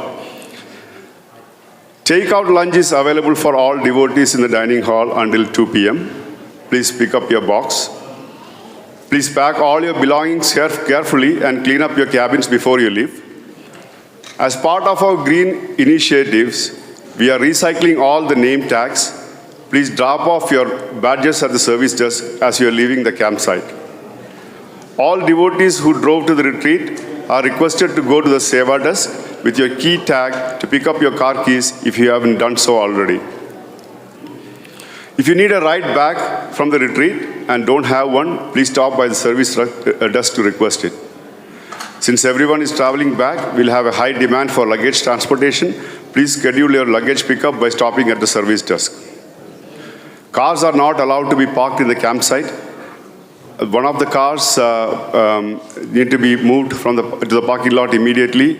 Pennsylvania license plate JDX663, requesting your kind cooperation. Please pack your luggage and be ready in your cabin at the scheduled luggage pickup time. If you're not at your cabin at the time of the pickup driver, we'll move to the next assignment.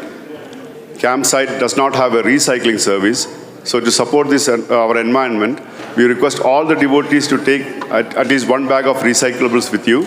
They'll be given out in the parking lot. And this is optional. This is the request from all of us. We need helping hands for cleanup. If you are able to stay back and help, please request the retreat organizers. This year, in addition to items we collected in the canned food drive, by the way, we collected quite a lot of canned food items. So thank you for all of you who brought the items. And we are also donating the leftover groceries to the local food pantry as well. Thank you all. That's all from me today. We'll close with the bhajan medley and closing prayers. Thank you all once again. Jai Sai Ram.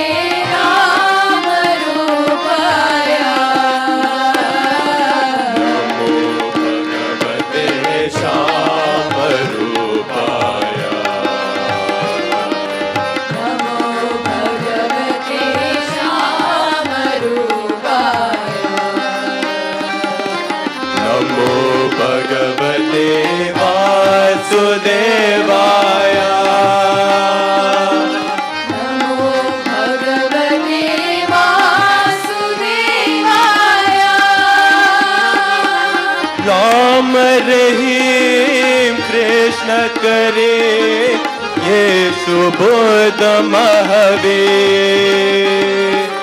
Ram Rahim Krishna करीम यीशु बुद्ध महावीर सर्वधर्म प्रिय साई देवाया सर्वधर्म प्रिय साई देवाया सर्वधर्म प्रिय Sai रूपाया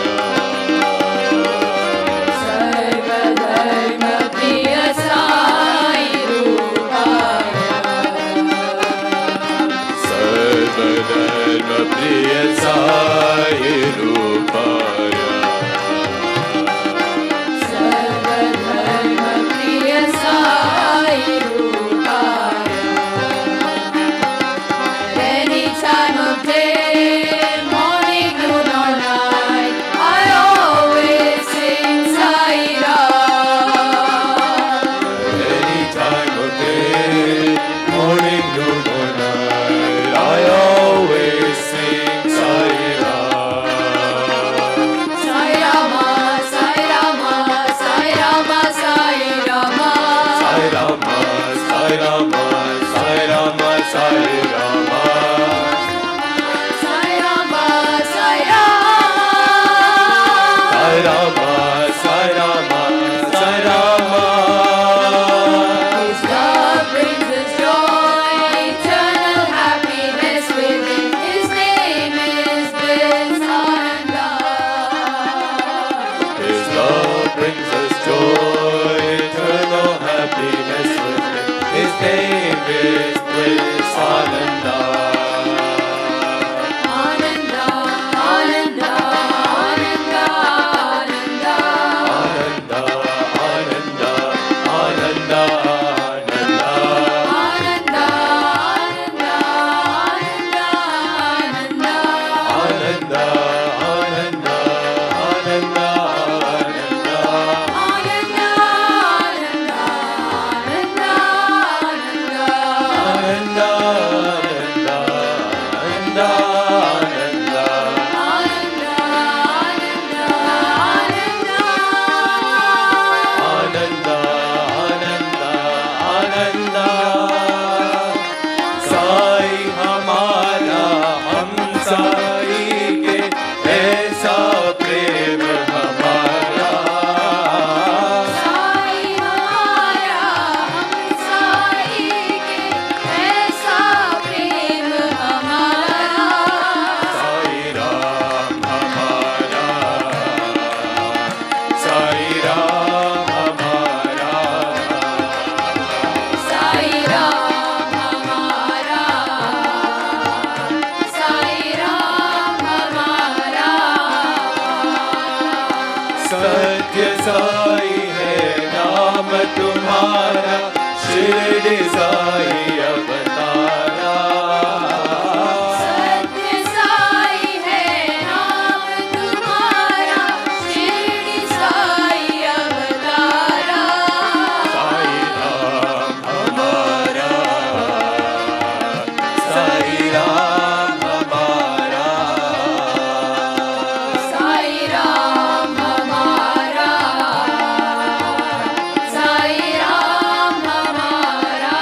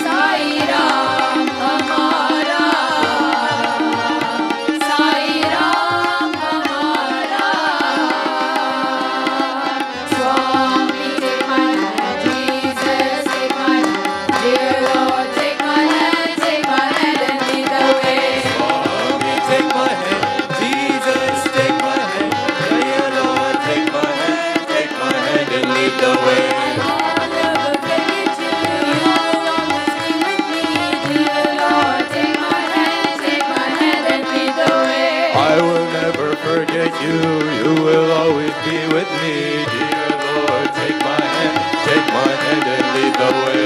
Guide and protector, mother and father. Dear Lord, take my hand and lead the way. You are guide and protector, mother and father. Dear Lord, take my hand and lead the way. Teach me loving service, peace and contentment. Dear Lord, take my hand and lead the way.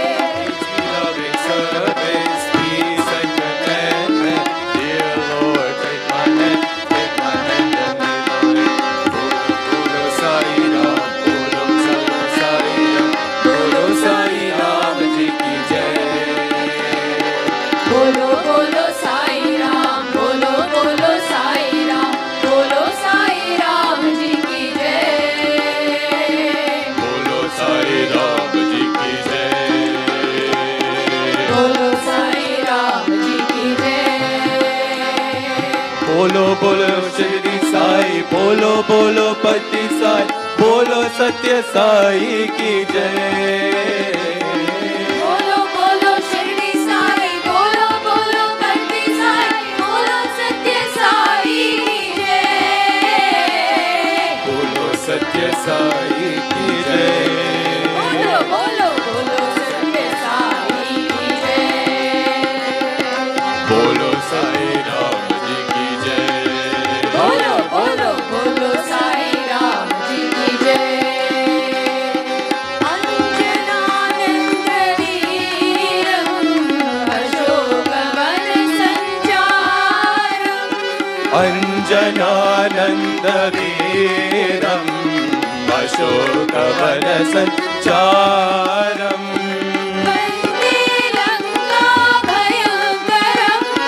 वन्दे लङ्का भयङ्करम्.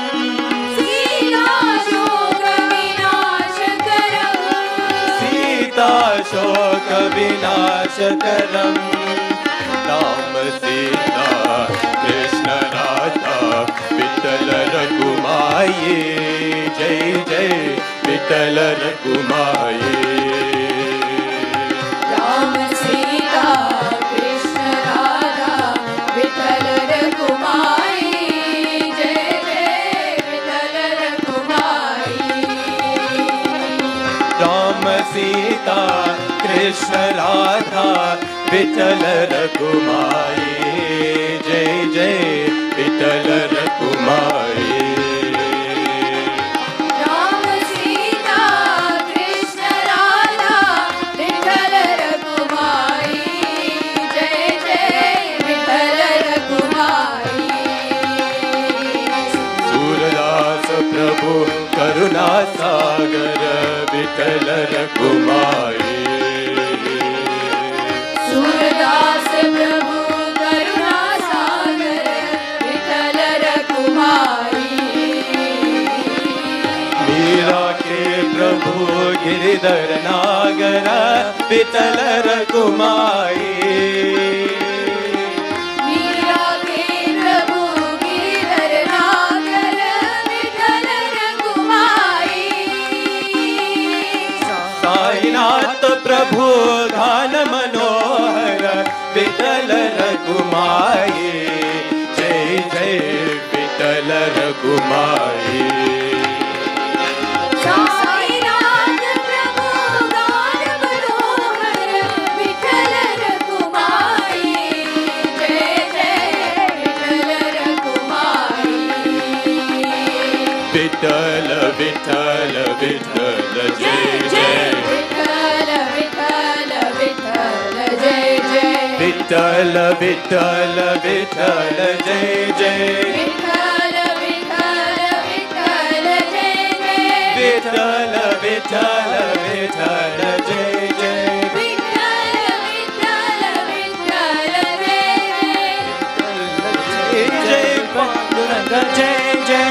विठ्ठल जय जय पांडुरंग जय जय.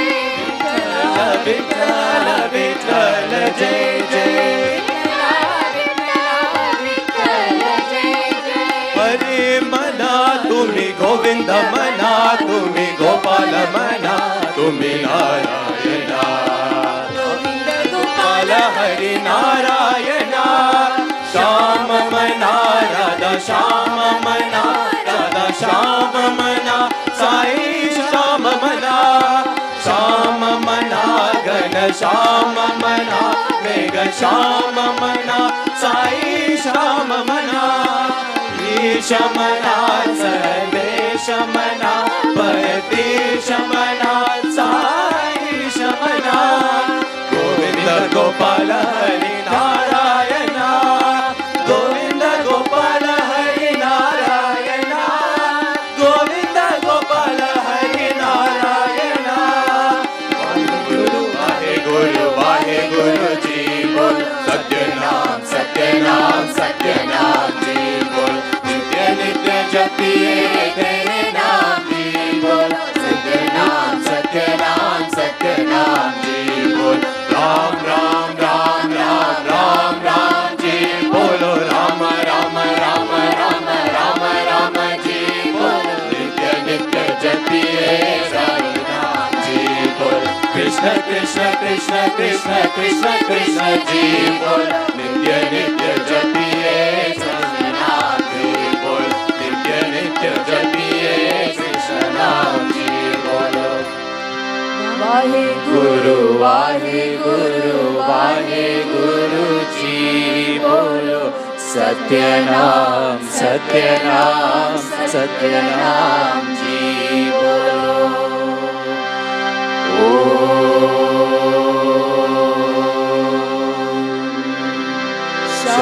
शांति शांति शांति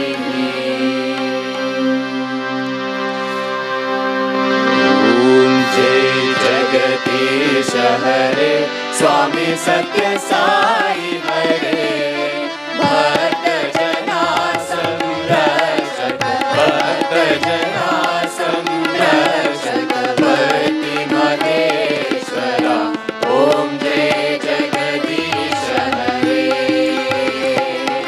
शशिवदना श्रीकरा सर्व प्राणपते स्वामी सर्व प्राणपते आश्रित कल्पलतिका आश्रित कल्पलतिका आपद्बान्धवा ओम जय जगदीश हरे माता पिता गुरुदेव मरियन्तयु नीवे स्वामी मरियन्तयु नीवे नाद ब्रह्म जगन्नाथा नाद ब्रह्म जगन्नाथा नागेन्द्राश्रयणा ओम जय जगदीश हरे ओंकार रूप जय श्री साई महादेवा सत्य साई महादेवा मंगलारति अंदुको मंगलारति अंदुको मंगल गिरिधारी ओम जय जगदीश हरे नारायण नारायण ओम सत्य नारायण नारायण नारायण ओम नारायण नारायण ओम सत्य नारायण नारायण ओम सत्य नारायण नारायण ओम जय सद्गुरुदेवा नारायण नारायण ओम सत्य नारायण नारायण नारायण ओम नारायण नारायण ओम सत्य नारायण नारायण ओम सत्य नारायण नारायण ओम जय सद्गुरुदेवा नारायण नारायण ओम सत्य नारायण नारायण नारायण ओम नारायण नारायण ओम सत्य नारायण नारायण ओम सत्य नारायण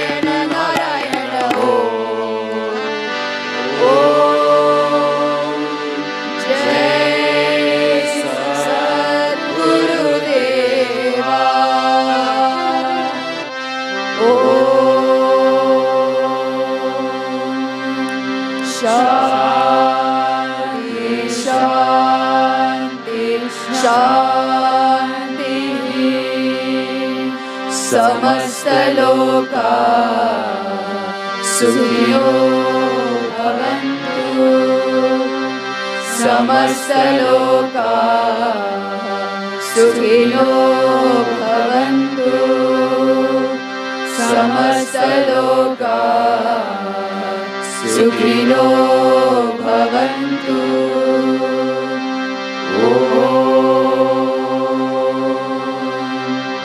शान्ति शान्ति शान्ति peace peace peace peace on earth peace peace peace for all the universe for all the universe जय बोलो भगवान श्री सत्य साई बाबा जी की परमं पवित्रं बाबा विभूतिं परमं विचित्रं लीला विभूतिं परमार्थ इष्टार्थमोक्ष प्रदानं बाबा विभूतिं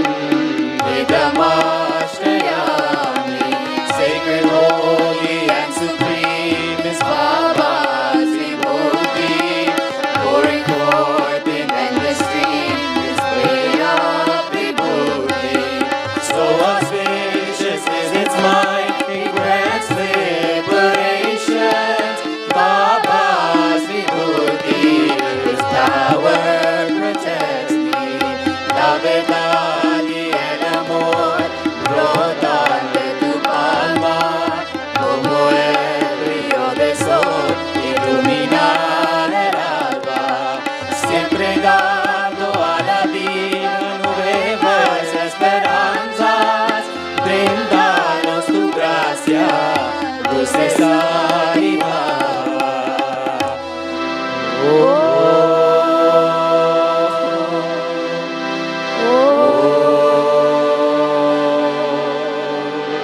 Sai